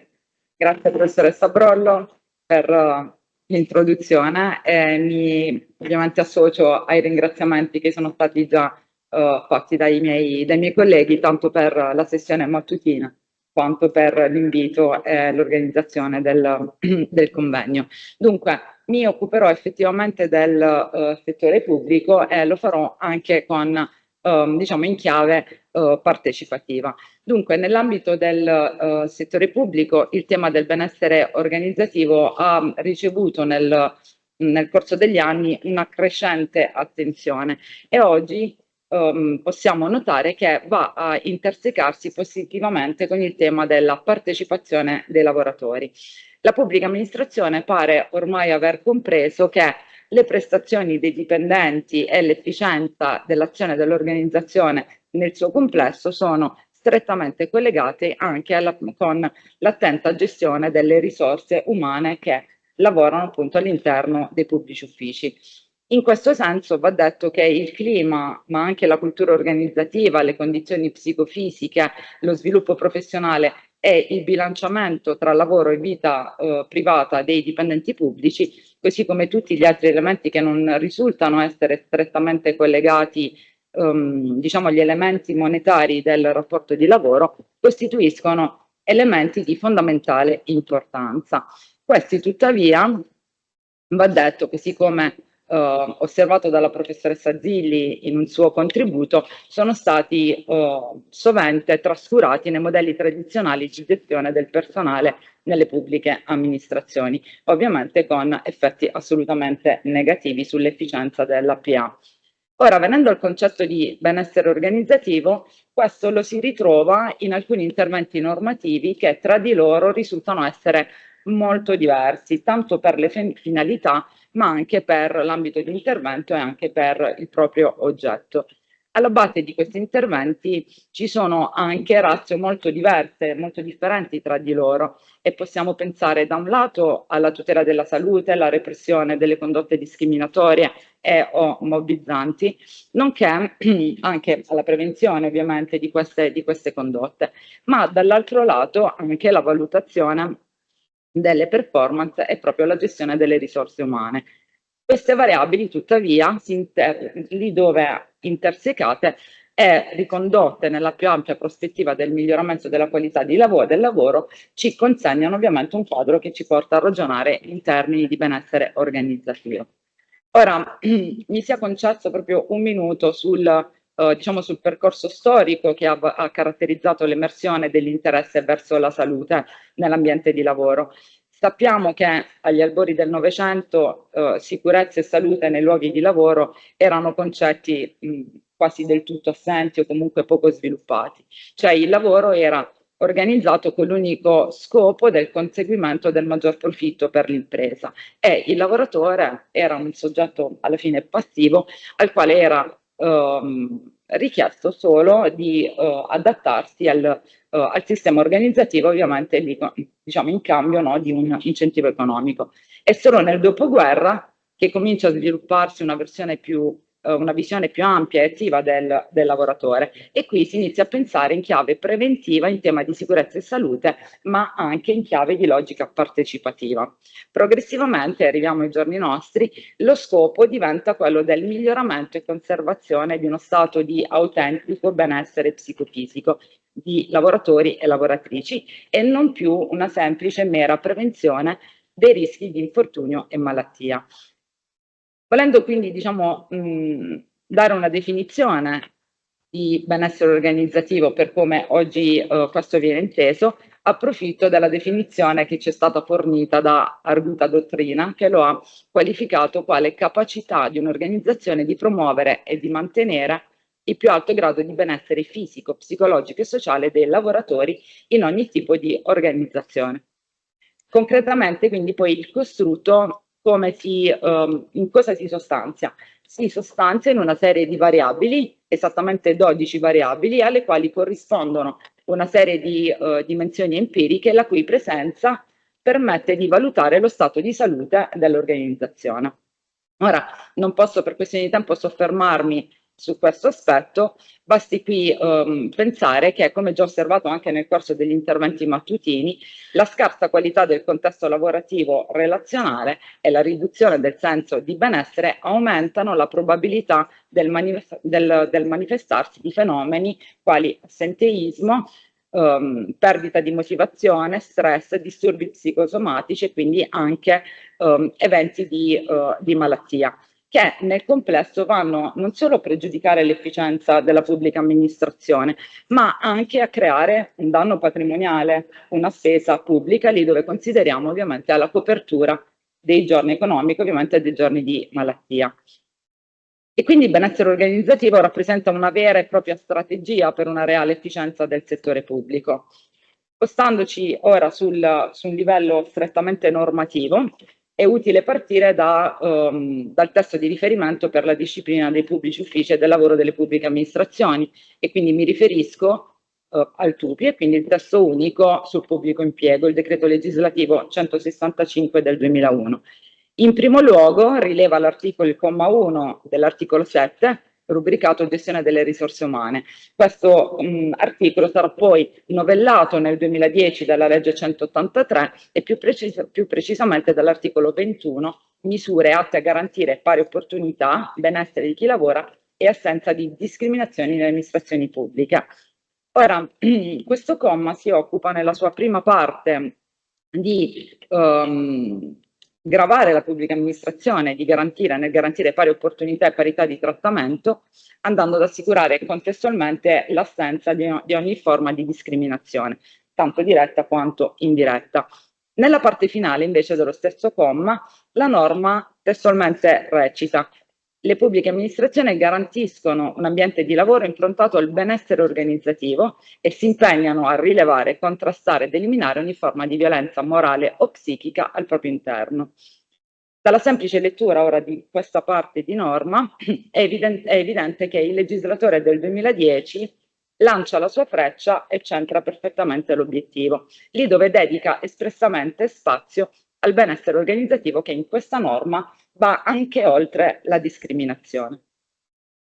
Parimenti, altro riferimento del TUPI è all'articolo 57, che nel suo primo comma prevede l'istituzione degli ormai noti CUG, quindi Comitati Unici di Garanzia.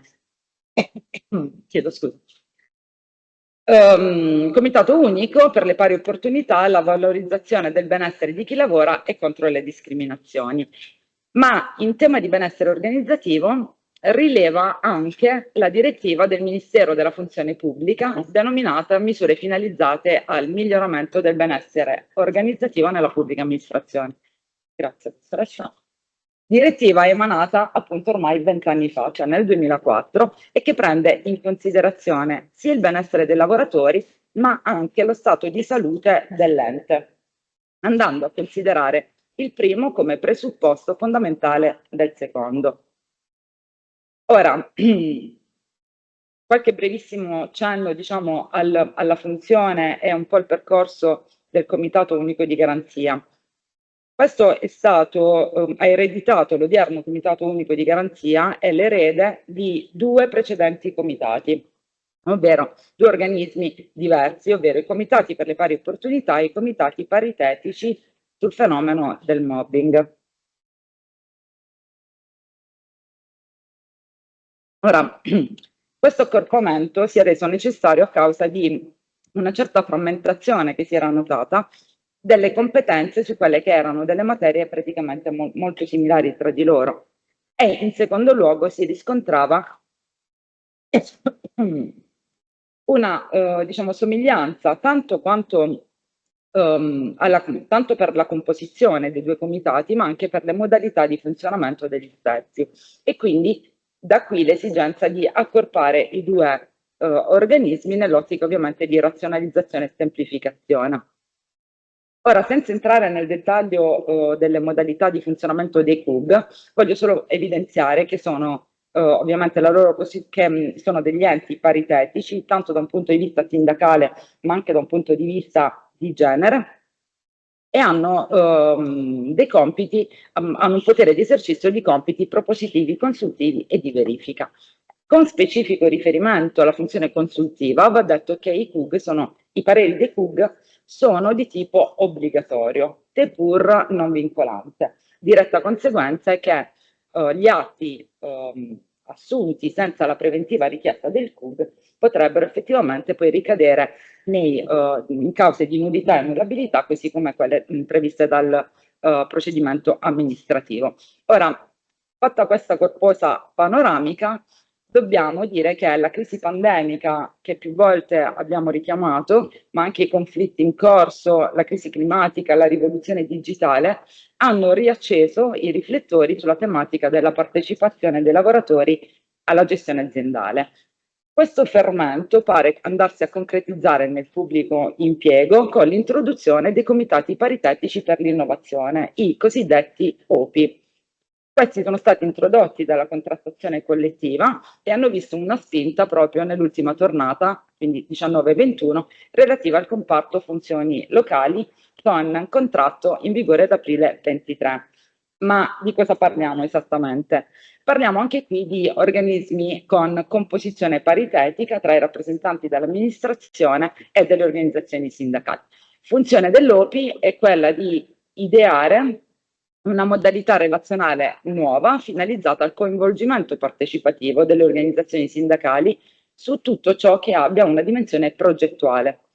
di carattere organizzativo dell'amministrazione e anche nell'ottica del benessere organizzativo. Ora,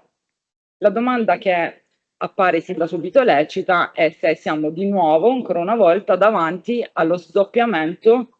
di funzioni similari in due organismi diversi. No, la risposta è negativa e lo è per diverse ragioni. Innanzitutto gli obiettivi dei due enti sono completamente diversi. L'obiettivo principale dell'OPI risulta essere quello della promozione del dialogo, il confronto tra l'amministrazione pubblica e l'organizzazione sindacale su temi non solo dell'innovazione, ma anche del cambiamento organizzativo e del miglioramento dei servizi pubblici. Obiettivo invece principale del Comitato Unico di Garanzia sappiamo essere quello di assicurare il rispetto della parità di genere e contrastare le forme di discriminazione, andando anche a promuovere ovviamente un ambiente di lavoro inclusivo e sano. Anche le funzioni dei due comitati sono diverse. L'OPI si occuperà di discutere e proporre soluzioni sui temi della digitalizzazione, quelli appena detti, mentre quello del CUG è quello ovviamente di garantire le pari opportunità e le tutele contro le discriminazioni, contro il mobbing e forme di disagio lavorativo. L'ambito di azione, anche questo è completamente diverso. L'ambito di azione dell'OPI è specificamente orientato verso l'innovazione organizzativa, mentre quello del CUG sappiamo essere un ambito di azione davvero molto ampio, toccando aspetti legati sempre alle pari opportunità, alle condizioni di lavoro e alle discriminazioni. Infine, l'approccio e la modalità operativa. L'OPI lavora su progetti e iniziative legate all'innovazione, andando anche a promuovere dei nuovi modelli organizzativi e proponendo anche delle soluzioni tecnologiche per diciamo, migliorare i propri servizi. Ed è proprio in questo che, a mio parere, si vede la possibilità di influenzare anche le decisioni della pubblica amministrazione e quindi le decisioni strategiche nell'organizzazione del lavoro. In questo io ci vedo una logica partecipativa che può diventare davvero molto forte. Ovviamente il CUG ha un approccio più orientato alla prevenzione e al monitoraggio delle problematiche che abbiamo più volte detto. In sintesi, e mi accingo a concludere, mentre l'OPI appare focalizzato sull'innovazione, sul miglioramento dei processi organizzativi e dei servizi, il CUG si concentra sulla tutela dei diritti di lavoratori e lavoratrici, garantendo pari opportunità e contrastando le discriminazioni. Io credo che proprio i processi innovativi che stiamo vivendo e le trasformazioni che abbiamo in atto rischiano di creare disparità di trattamento o vere e proprie discriminazioni. Basti pensare una su tutte alle discriminazioni algoritmiche proprie dei nostri giorni. Ecco quindi che questi due organismi, che svolgono ruoli cruciali ma con approcci e finalità diverse,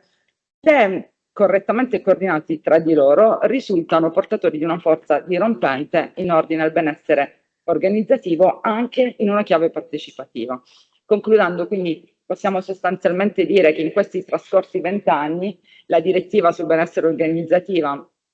che annovera tra i suoi obiettivi l'adozione di misure finalizzate ad accrescere il benessere, ha positivamente influenzato il processo normativo, ma anche quello della contrattazione sindacale per un reale benessere organizzativo. Il percorso appare tuttora in pieno fermento e la neointroduzione degli organismi paritetici ne è un'ulteriore conferma. non ci resta, devo dire, che attendere di poter, diciamo, valutare le risultanze del lavoro di questi nuovi organismi e valutare se in chiave partecipativa e di benessere organizzativa essi riusciranno a portare proficuamente avanti il lavoro ormai iniziato 20 anni fa. Grazie.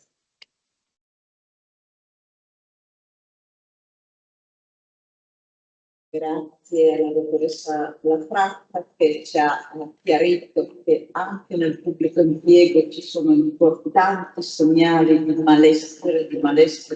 organizzativo. Ci ha segnalato questo intervento di questi organismi che, se hanno una ragione d'essere, la differenziazione delle competenze, allo stesso tempo dovrebbero lavorare in sintonia, in collaborazione, in armonia,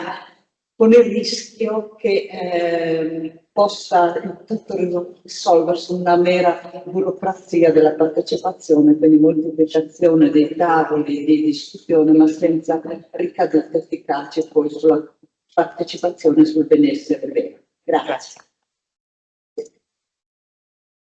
Chiude la professoressa Caterina Barero, ricercatrice di diritto del lavoro dell'Università di Pisa, la cui unità di ricerca è coordinata dal professor Pasqualino Albi, e la professoressa Barero interviene su un altro tema che diventerà un tema molto frequentato dai giuslavoristi, che è quello dell'uso di sistemi decisionali e di monitoraggio automatizzato e tutela contro le discriminazioni. Prego.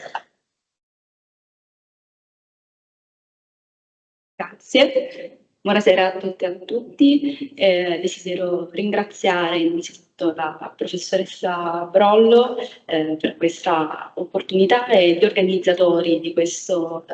interessante convegno che ha visto coinvolti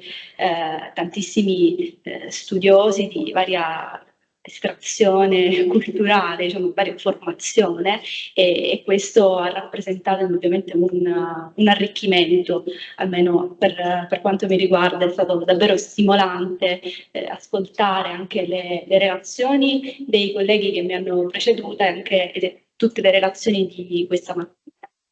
E mi ricollego appunto proprio alla presentazione del report degli studi di questa mattina, perché noi abbiamo visto che le indagini che sono state condotte hanno riguardato principalmente quei contesti organizzativi, quei, per così dire, tradizionali, quindi ancora saldamente ancorati a un ambiente di lavoro fisico ben definito e soprattutto alla presenza di relazioni umane. Questo dato non dobbiamo sottovalutarlo, non lo dobbiamo sottovalutare perché, ed è qui che si innesta la mia riflessione, io ho provato a chiedermi e provo a chiedermi, ma cosa accade all'interno dei nuovi paradigmi organizzativi caratterizzati dall'incidenza di processi decisionali automatizzati, dall'incidenza di processi decisionali algoritmici? Cosa succede? Cosa accade in questi contesti in cui viene meno la centralità della relazione umana fra datore di lavoro e lavoratore, ma anche fra colleghi? Questo è un interrogativo che è, a mio avviso, ineludibile, perché ci abbiamo, anzi ormai siamo dentro un'era di grandi trasformazioni, dobbiamo necessariamente capire dove stiamo andando. Si tratta, i modelli organizzativi utilizzati, nel caso che mi sono occupata, in particolare nell'ambito delle piattaforme di lavoro digitali, si tratta di modelli organizzativi che effettivamente favoriscono la neutralità, l'imparzialità delle scelte. Questi modelli organizzativi sono capaci di assicurare l'inclusione delle diversità, oppure sono modelli organizzativi che per natura tendono a escludere le diversità o peggio ancora ad ignorare totalmente la presenza delle diversità. Nell'ambito di questo intervento quindi proverò a ragionare su queste sollecitazioni, partendo però da dei riscontri oggettivi, cioè possiamo parlare di un rischio discriminazione all'interno di questi nuovi modelli organizzativi? Beh, direi che sulla base dei dati che abbiamo possiamo dare una prima risposta affermativa. Il primo riscontro oggettivo che mi sento di sottoporre alla vostra attenzione è rilevabile all'interno della casistica giurisprudenziale in materia di lavoro nelle piattaforme digitali.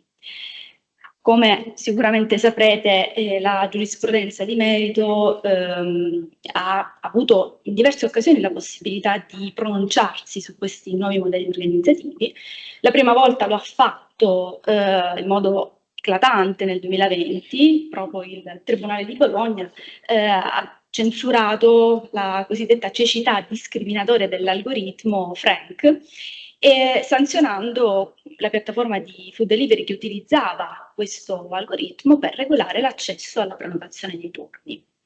Ma ancora più interessante, e vorrei spendere qualche parola su questo, ancora più interessante mi sembra invece la pronuncia del Tribunale di Palermo del novembre del 2023, che non solo si è limitata a rilevare, ad accertare la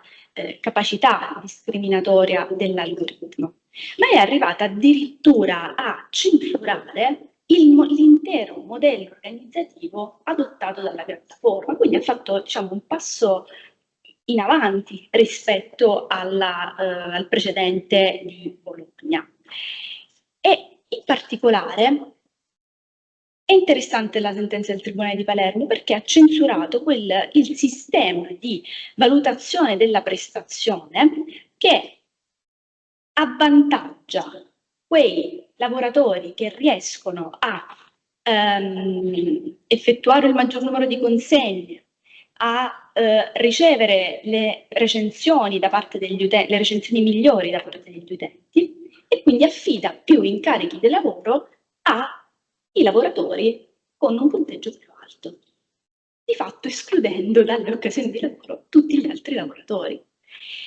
E allora il Tribunale di Palermo, che è stato appunto sollecitato a pronunciarsi da 3 organizzazioni territoriali di categoria aderenti alla CGIL, ha rinvenuto una discriminazione multifattoriale per genere, esigenze di cura, handicap ed età, legate proprio alla presenza, si legge nella sentenza, del parametro del contributo e delle ore ad alta domanda utilizzati dalla piattaforma per attribuire il punteggio di eccellenza. In altri termini, il Tribunale di Palermo ha detto, beh, è discriminatorio un sistema di valutazione della prestazione che premia soltanto i lavoratori che possono dare la propria disponibilità a lavorare e che di fatto poi svolgono la prestazione in alcuni limitati periodi della settimana e della giornata. E secondo il giudice di Palermo, quindi, questo modello organizzativo, oltre a produrre una discriminazione multifattoriale di cui ho detto, è capace di produrre anche una discriminazione religiosa, connessa proprio all'attribuzione del punteggio di eccellenza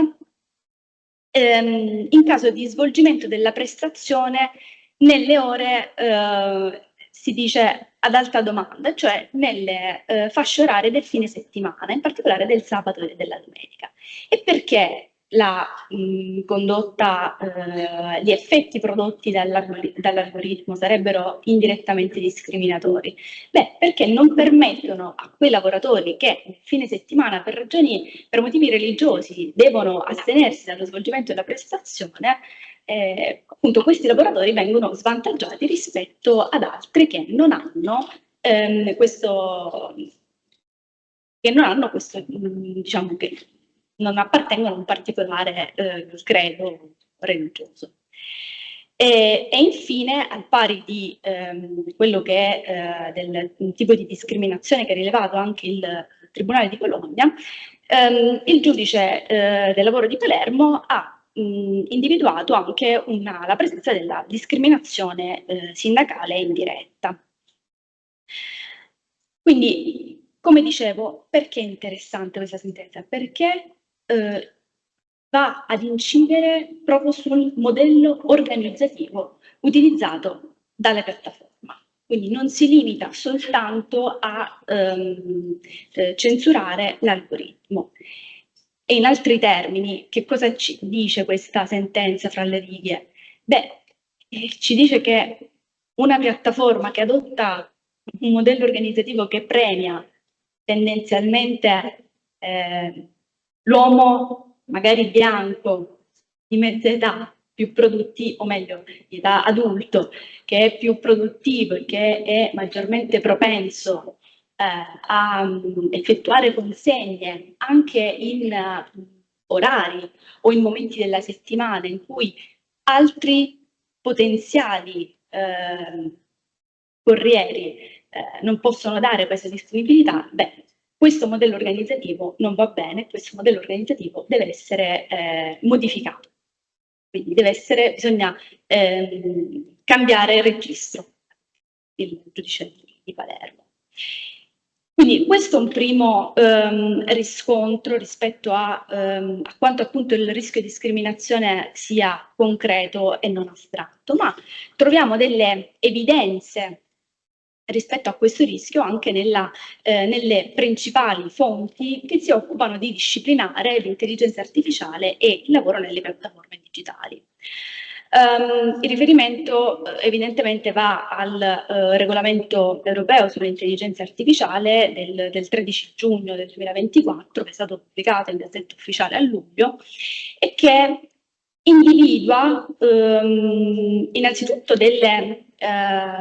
all'articolo 5 dei sistemi che proprio per la loro sistemi di intelligenza artificiale che proprio per la loro capacità di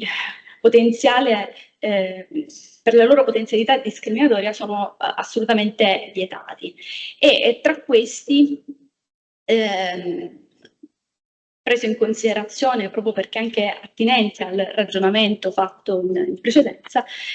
i sistemi, quelli di quella lettera C, per la valutazione e la classificazione delle persone fisiche o dei gruppi di persone per un determinato periodo di tempo sulla base del comportamento sociale o delle caratteristiche personali o della personalità note, inferite o previste, in cui il punteggio sociale comporti il verificarsi di trattamenti pregiudizievoli o sfavorevoli. Poi questa disposizione specifica, inserisce ulteriori specificazioni, però questo lo riporto alla vostra attenzione perché è interessante notare come appunto questi sistemi di valutazione, questi sistemi di individuazione di un punteggio possono considerarsi dei sistemi, a mio avviso, riconducibili a questa previsione. E poi, sempre tra i sistemi di intelligenza artificiale vietati, troviamo quelli che riguardano i sistemi di categorizzazione biometrica che classificano individualmente le persone fisiche sulla base dei loro dati biometrici per trarre deduzioni e inferenze in merito a razza, opinioni politiche, appartenenza sindacale, convinzioni religiose o filosofiche, vita sessuale, orientamento sessuale. Accanto a questi sistemi di intelligenza artificiale vietati, ci sono poi quelli ad alto rischio. E qui troviamo i sistemi che iniziano ad essere utilizzati anche nell'ambito del reclutamento della forza lavoro e nella gestione della forza lavoro, per i quali viene richiesta innanzitutto l'istituzione e l'attuazione di un sistema di gestione dei rischi che tenga conto dei rischi noti, di quelli ragionevolmente prevedibili, ma che preveda anche delle misure di gestione di questi rischi. E poi accanto a questo obbligo il regolamento prevede anche degli obblighi di trasparenza che sono assolutamente indispensabili e trovo molto interessante anche il fatto che sia obbligatorio tenere un sistema di conservazione delle registrazioni, delle operazioni, degli eventi che permettono proprio di tracciare il funzionamento del sistema di intelligenza artificiale. Passando invece,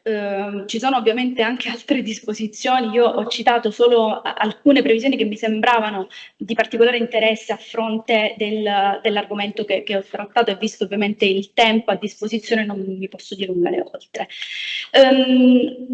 Cito solo, con riguardo invece alla direttiva sul lavoro nelle piattaforme digitali, mi sembra particolarmente interessante invece fare un riferimento all'articolo 10 in materia di sorveglianza umana. Qui vediamo come ovviamente ci sia un intreccio fra le previsioni contenute nel regolamento e quindi un rimando, un riferimento alle previsioni del regolamento sull'intelligenza artificiale, con delle precisazioni però di particolare interesse, perché appunto in questo articolo 10 si prevede quanto segue, cioè che se dalla sorveglianza, dalla valutazione del sistema di modalità di funzionamento del sistema decisionale emerga un elevato rischio di discriminazione sul lavoro, la piattaforma che cosa deve fare? Deve adottare le misure necessarie, compresa, se del caso, una modifica del sistema decisionale e di monitoraggio automatizzato o la cessazione del suo utilizzo, al fine di evitare tali decisioni. Quindi, come vedete, una previsione radicale che ci dice sostanzialmente che quando non ci sia una via alternativa da adottare, forse bisogna fermarsi un attimo davanti alla tecnologia. Quindi questi sistemi indubbiamente non possono essere lasciati senza alcun tipo di sorveglianza umana. È sempre indispensabile garantire il diritto al riesame umano delle decisioni prese dall'algoritmo, deve essere garantito anche il diritto alla rettifica della decisione e quindi queste previsioni che sono contenute all'interno della direttiva cosa ci dicono? Ci dicono che è necessario garantire la presenza umana. È necessario garantire non solo un sistema di intelligenza artificiale che sia antropocentrico, ma addirittura mettere accanto a questo sistema decisionale una persona che controlli cosa effettivamente il sistema decisionale automatizzato fa. E a questo punto provo diciamo a lancio un'ulteriore sollecitazione che mi sembra particolarmente interessante, e cioè accanto ai riferimenti contenuti nel regolamento sull'intelligenza artificiale, nella direttiva piattaforme, vi è in dottrina chi ritiene, ad esempio Marco Peruzzi ritiene che sia indispensabile dare rilevanza anche alle previsioni, e concordo su questo, alle previsioni contenute nel regolamento sulla protezione dei dati e che sia assolutamente diciamo indispensabile intrecciare tutte queste previsioni. E tra l'altro una considerazione molto interessante che fa Peruzzi è proprio quella per cui adesso il datore di lavoro si può trovare nella condizione di dover giustificare la scelta di un certo tipo di algoritmo rispetto ad un determinato obiettivo organizzativo. Quindi vediamo come si entra proprio dentro le scelte organizzative in modo impattante e quindi mi sembra insomma che sia veramente interessante capire come trovare un punto di equilibrio tra scelte dell'impresa, tra tutela della libertà dell'impresa e tutela dei diritti fondamentali. In questo contesto, quale ruolo può avere il sindacato? A mio avviso un ruolo importante, non semplice perché spesso lo abbiamo visto, alcune piattaforme non riconoscono il sindacato come interlocutore, quindi anche solo mettere allo stesso tavolo piattaforme e sindacati può risultare a volte molto difficile, quindi questo è un dato che assolutamente bisogna tener presente, ma nonostante questo penso che sia veramente, possa essere sfidante per le organizzazioni sindacali cercare di capire quale contributo poter dare nel favorire anche in questo particolare segmento del mercato processi virtuosi, processi inclusivi. Anche se ovviamente, e qui mi avvio alle conclusioni, la strada è ancora lunga perché ovviamente, come dicevo, nell'ambito di questi modelli organizzativi siamo ancora ben lontano dal poter garantire il benessere organizzativo, perché si pongono questioni complesse che sono date proprio collegate alla tutela della dignità della persona che lavora. Il problema principale riguarda proprio il fatto che mancano le più basilari tutele generalmente applicate al lavoratore subordinato nell'impresa. Ma a prescindere da questo, penso che sia importante iniziare a immaginare, anche facendo uno sforzo importante, dei possibili metodi, azioni, strumenti volti proprio a includere le diversità e a promuovere il benessere, come dicevo prima. E provo a chiudere con una suggestione alla quale ho pensato e penso molto, ma quale modello organizzativo desideriamo per il futuro? Quale organizzazione del lavoro? Un'organizzazione che mette da parte l'essere umano oppure un'organizzazione in cui la relazione, ritorno appunto al punto di partenza, in cui le relazioni umane siano al centro? Io credo che le relazioni umane siano imprescindibili per garantire il benessere nell'ambiente di lavoro, e quindi diciamo, auspico una riflessione in questo senso che tenga presenti quelle che sono sì le potenzialità della tecnologia, dei sistemi algoritmici, ma che non dimentichi dall'altro lato quella che è l'importanza della persona all'interno del luogo di lavoro. Io vi ringrazio per l'attenzione.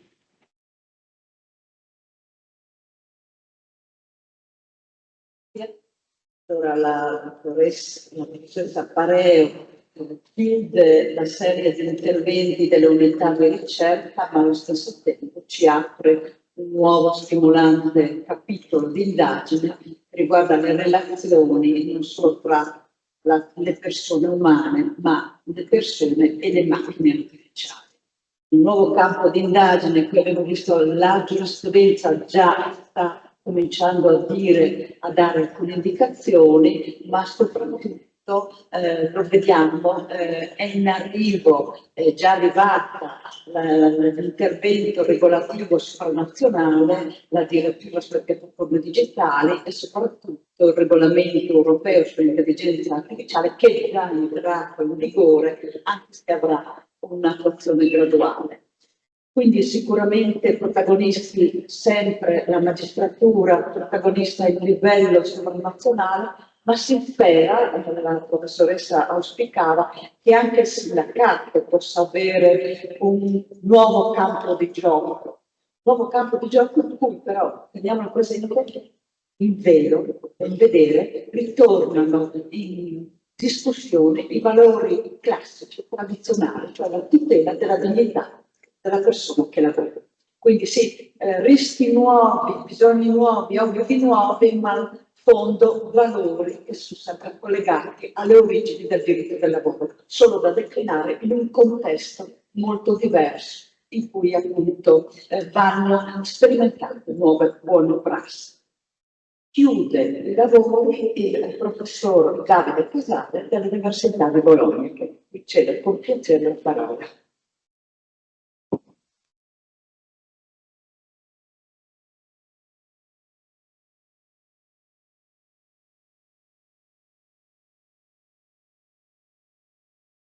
Direi di sì, funziona. Grazie intanto agli organizzatori di questo evento, perché, come dire, non voglio appropriarmi di meriti non miei, anche se faccio parte del gruppo organizzatore che compare in locandina. Devo ringraziare in primis il professor Menegatti, che si è prodigato per questa bella giornata, ma anche tutti gli altri membri che compaiono, e anche, oso dire, non so se si può dire, anche qualche membro che non compare per ragioni burocratiche che trascendono, diciamo, la nostra volontà. E ringrazio anche chi è presente qui nella nostra scrivania come direzione dei lavori, perché volle questo PRIN a tempo debito, qualche anno fa. Ormai si sa che i tempi dei PRIN, soprattutto la parte di avvio, è molto lunga, e che ebbe la bontà di includermi, in particolare la professoressa Brollo. La devo ringraziare per questo PRIN, ma anche per altri PRIN in cui, diciamo, è riuscita ad avere un'alta supervisione. E il professor Carinci lo devo ringraziare sempre per tante cose, ma diciamo è quasi scontato, non voglio dilungarmi su questo, anche perché prometto, lo feci già una volta e rischiai di non mantenere la promessa, prometto di non far perdere treni a nessuno con queste conclusioni ad un orario schiacciato verso sera, che è sempre un pochettino, rischia di essere sempre un pochettino antipatico. Quindi giungo subito al mio quadernetto di appunti, perché in realtà appunto ho riempito l'intero quaderno con la giornata di oggi di stimolanti osservazioni che in gran parte sorvolerò, e in ordine un po' sparso, un po' cronologico, voglio tentare di sottolineare qualcuno degli spunti che mi sono più rimasti in mente tra mattina e pomeriggi, in questo fertile dialogo tra studiosi di scienze diverse. E partendo appunto dalla mattinata, io sono rimasto veramente stupito, colpito dalla ricchezza degli stimoli che ci giungono dal mondo reale, al di là dei nostri polverosi, adesso telematici, quindi meno polverosi, libri di diritto, ma il mondo reale, indagato dagli studiosi di altre scienze, nostri cugini, oso dire, veramente ci riserva stimoli interessantissimi che, come la professoressa Rollo ci ha invitato a fare, vanno tradotti sul piano della, diciamo, della formulazione giuridica. Non siamo certo noi il legislatore, quindi il massimo che possiamo fare è redigere, come dire, elenchi, calendari di buone prassi, che appunto sono uno degli scopi anche di questo progetto, cioè raccogliere gli spunti vivi che arrivano dalla realtà effettuale e tradurli in una testualità giuridica. Ecco. E questo certo è un punto su cui il PRIN risulterà molto utile. E, venendo ai contenuti, dicevo, sono un po' disorientato perché sono davvero tanti, e tutti, quasi tutti, anzi oso dire tutti, di rilievo giuridico, perché quando noi vediamo un elenco di fattori, criteri di indagine, noi vediamo qualcosa che ai nostri occhi suona come elenco di criteri di discriminazione vietati: genere, colore della pelle, orientamento sessuale, provenienza geografica e nazionalità, fede, spiritualità, ateismo. Già ateismo è un tema più delicato e spinoso,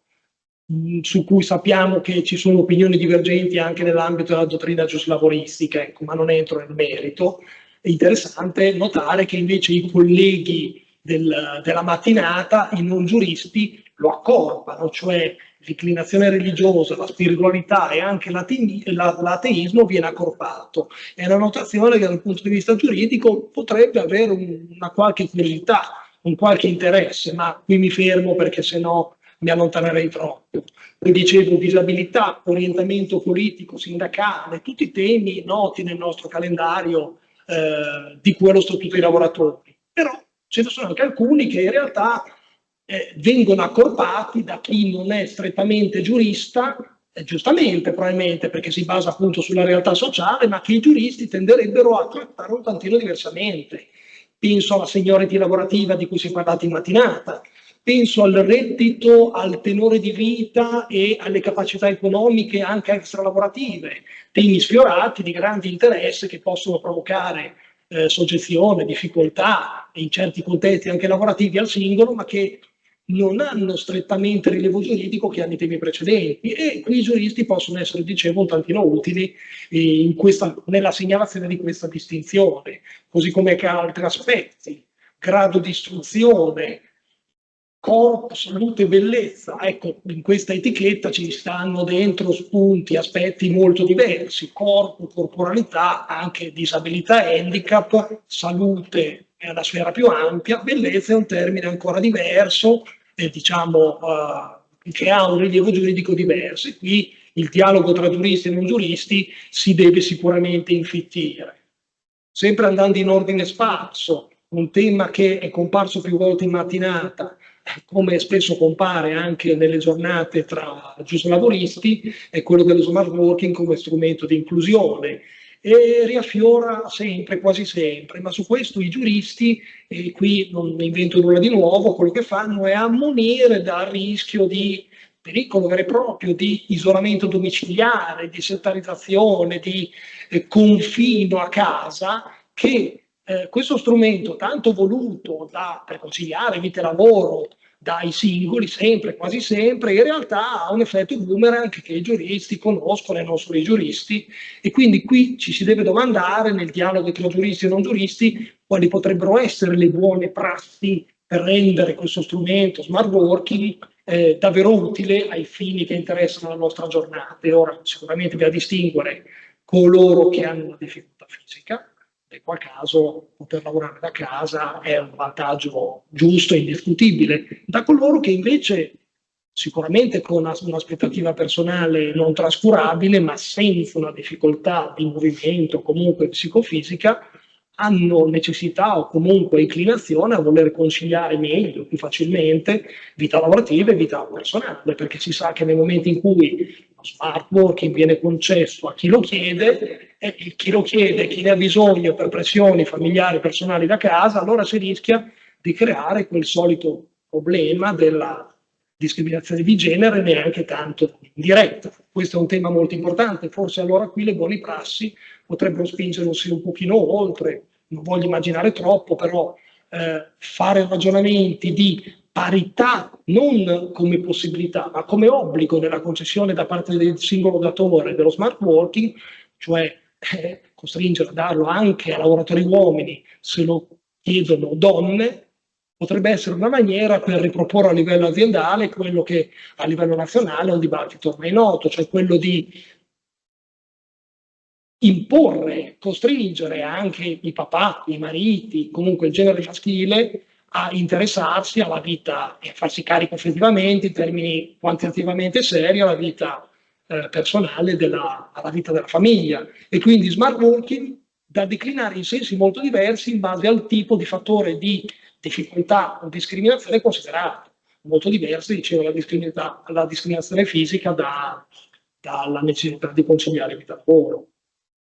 E anche gli stimoli che ho sentito stamattina in materia di dimensione aziendale sicuramente hanno una rilevanza, una ricaduta, una declinabilità in ambito giusto lavoristico, cioè la maniera in cui il lavoratore percepisce, ma anche subisce obiettivamente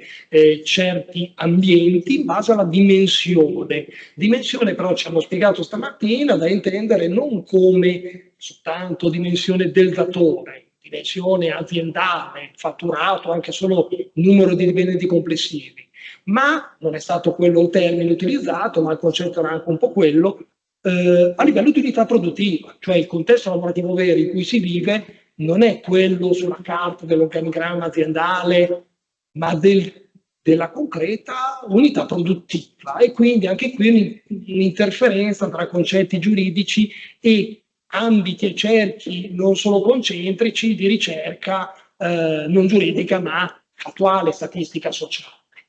E un altro dei temi toccati in mattinata e meno, ma anche un po' al pomeriggio, è quello dell'etnia e della multiculturalità. Da questo punto di vista c'è stata riportata quell'esperienza positiva, quella buona prassi della fonderia che abbiamo sentito, e lì il tema era soprattutto quello della multiculturalità etnica, con ricadute, non spetta a me dirlo, lo accendo soltanto, ovviamente sul piano dell'orario di lavoro, dei giorni, si è detto anche pochi minuti fa, di assenza e di possibilità di assenza dal lavoro, di disponibilità anche per appunto ragioni religiosi, weekend e non solo, ma anche quello dei simboli religiosi, che è un altro tema estremamente delicato, su cui anche qui la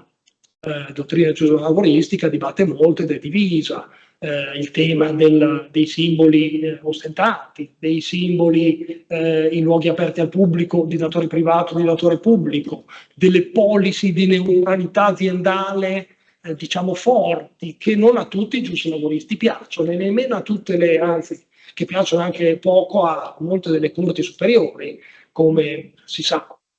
Comunque sempre per cenni fugaci, il piano macro collettivo, cioè quello dei fattori macrostatistici, sociali e strutturali di svantaggio che ci sono stati illustrati questa mattina in una chiave che al giurista può richiamare il tema della statistica vera e propria, del rilievo delle statistiche ai fini della prova anche in giudizio delle discriminazioni. Anche questa può essere un'interferenza fertile tra studiosi che hanno in mano i dati e studiosi che questi dati li sanno usare in tribunale. E sempre appunto per cenni fugaci. E passo a questo punto direttamente al pomeriggio perché vedo che i minuti volano. Ecco, se si parla di parti sociali, di ruolo delle parti sociali, di ruolo, rilievo giuridico delle parti sociali, certo condivido lo spunto finale che è stato posto, cioè quello di attribuire, applicare anche al sindacato certi obblighi e certe policy restrittive al suo interno. Ovviamente bisogna da giuristi ricordare sempre che le associazioni, tanto più quelle qualificate con la finalità sindacale, hanno un grosso margine di manovre di gestione che appunto nell'intervento è stato ricordato e evocato e che ha un'importanza assolutamente incomprimibile anche sul piano professionale. Quindi di quegli spunti ho colto di più la parte relativa al rilievo della contrattazione aziendale. Se abbiamo già tanta normativa a livello sovranazionale, a livello nazionale, anche normativa hard e un enorme fermento anche giurisprudenziale, condivido l'idea che il contratto collettivo nazionale non possa aggiungere molto se non di copia e incolla, pericolosi copia e incolla di normativa già vigente o prefigurare certo strumenti, organismi, osservatori, ma è la contrattazione aziendale quella che può essere un vero e proprio strumento. E condivido l'idea che è proprio in sede aziendale che si può ottenere sul piano collettivo non solo dal punto di vista dell'igiene e sicurezza e dell'elaborazione delle buone prassi e della prevenzione infortunistica in senso lato, si può ottenere molto anche tramite la trasparenza, che sicuramente più di uno, qualcuno, ma più di uno in platea riconoscono come importante strumento in base al quale i soggetti collettivi, oso dire arma, adesso non qualifichiamo quale arma, quale strumento, e di cui si possono servire i sindacati, certamente. È stata ricordata l'importanza della formazione delle risorse umane, formazione dei sindacalisti, formazione dei singoli lavoratori, in cui ci si ricollega la mattinata per percepire anche le vicende di cui sono soggetti passivi, se non vittime. E questo è un punto che i giuristi stanno portando avanti con il dibattito, ricordo fin dall'AIDLAS, sull'AIDLAS in Sardegna, in cui si dibatteva di diritto soggettivo alla formazione, non solo nei contratti formativi, e fu diciamo un dibattito piuttosto acceso, se ricordo bene, qualche anno fa, non tantissimi neanche pochi, in cui allora era una novità, ma oggi è un tema diciamo più consolidato, questo dell'obbligo formativo. Che però qualcuno in platea ho sentito, come dire, serpeggiare come osservazione replicava anche domandandosi ma chi paga? Questa è una domanda che riferisco, ma è un tema che diciamo ci sarà altra occasione per sviluppare, quello del chi paga e del costo diciamo del lavoro in un contesto economico italiano che ha le sue difficoltà e che ha bisogno di certo qualità del lavoro, ma anche diciamo costi ragionevoli o comunque prevedibili. Ecco. E il cenno, approfondimento che è stato fatto in materia di sicurezza e salute, quella giurisprudenza recente, mi ci ho ribattuto anch'io, non ci ho ripetuto tanto, ma anche a me è sembrato un po' un monstrum, quella Cassazione sulla responsabilità penale del rappresentante per la sicurezza, e condivido le osservazioni proposte, cioè quelle per cui non si può ragionare di responsabilità penale, le dico, nei confronti di una persona che diciamo si presta a svolgere un ruolo nell'interesse comune o comunque collettivo, perché ciò ha effetti controproducenti, drastici, di scoraggiare l'impegno individuale nell'interesse appunto collettivo, se non altro, questo sicuro. E interessante anche lo spunto in materia di informazioni, trasparenza, ruolo delle parti sociali, per avere dal datore informazioni collegata anche alla sopravvenuta idoneità psicofisica, perché se si ragiona spesso di ripescaggio e di onere della prova, da quella Cassazione del 98 che ribaltò l'onere della prova in materia di ripescaggio, comunque lo diciamo, riportò più a carico del datore, anche per mansioni diverse e inferiori, con tutto un dibattito appunto che ha più di un quarto di secolo. Ecco, oggi con l'informazione digitalizzata che i sindacati possono pretendere, si possono aiutare anche i singoli a impostare loro reazioni rispetto a situazioni di difficoltà anche per sopravvenute minorità psicofisica sicuramente. E sul benessere organizzativo condivido molto le osservazioni emerse anche in questo caso, e colgo anche quello spunto in materia di quantità di giorni di assenza, in materia di salute e malattia, in particolare il discorso riferito al pubblico impiego, e mi permetterei di sottolineare che condivido anche l'idea che nel pubblico impiego ci siano specificità forti, perché come fu enfatizzato forse pure troppo dalla riforma famosa, cosiddetta Brunetta, che una dozzina abbondante di anni fa, quindicina ormai di anni fa, impostò un ragionamento molto diverso nel pubblico impiego, anche in materia di assenza per malattia, ma ecco, dobbiamo sempre tenere presente, io sono convinto che nel pubblico, dal pubblico si possa pretendere molto di più. Il pubblico è grande, il pubblico ha denaro, non può negarlo e quindi deve essere l'esempio, ma nel pubblico non esiste la figura fisica del datore che compulsa, che è, come dire, spinto dal lucro. C'è il dirigente che impersona il donore pubblico, ma non è la stessa cosa, e quindi nel pubblico certi spunti e certe restrizioni che nel privato sono connaturali alla propulsione, al mercato, alla competitività e al lucro, nel pubblico vanno un po' indotte anche tramite normative. Quindi, seppur con riserve e critiche, quell'impostazione del 2009 e seguenti come periodo qualche cosa da conservare, che è rimasto nell'ordinamento, che è stato rafforzato anche dalla riforma Madia, secondo me certamente c'è. Tanto più in contesti dove differenze ci sono, si parlava di disabili e di difficoltà e di assenze. Se già nel privato ci sono punti giurisprudenziali, anzi pronunce vere e proprie, discutibili, come ad esempio quelle in materia di comporto, che qualcuno ha anche commentato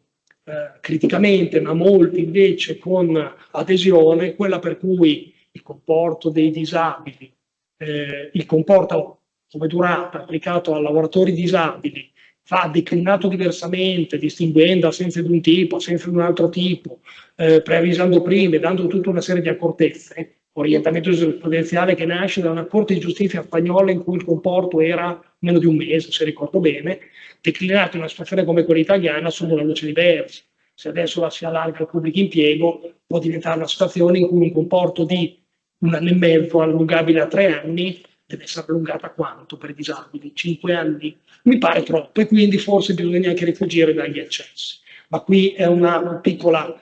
divagazione mia che nulla c'entra col tema preso in considerazione precisamente dall'intervento.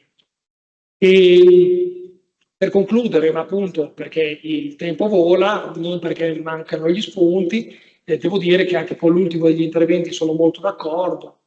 Appunto, taglio con uno slogan. Sono d'accordo sia sul ruolo dell'umano in azienda, sia sul ruolo del contenzioso per la difesa dei diritti, perché da giurista mi resta sempre l'impressione che si debba vedere cosa è davvero giustiziabile, anzi se con uno spunto finale mi è concesso, una parola chiave che aggiungerei forse è quella, forse un po' antipatica, tranne a chi magari come dire, conservatore del Novecento ha un approccio più tradizionale. La parola chiave che aggiungerei è quella di certezza del diritto, nel senso che abbiamo parlato di tante cose, di tante possibilità, ma forse allora, se vogliamo dare forza giuridica ai concetti che vogliamo approfondire, portare avanti, dobbiamo imparare a distinguere quelli davvero vincolanti, giustiziabili, da tutto quello che è oltre, perché noi lo percepiamo, mentre i colleghi che hanno tanto da insegnarci, ma che appunto non come giuristi non si preoccupano delle distinzioni di cui ci dobbiamo preoccupare noi, magari non distinguono altrettanto. E questo è un piccolo spunto che possiamo dare noi a loro, ma soprattutto resto convinto che questo bel PRIN interdisciplinare possa permettere a noi giuristi di imparare molto dai colleghi che ci hanno riempito così apprezzabilmente la mattinata. Grazie.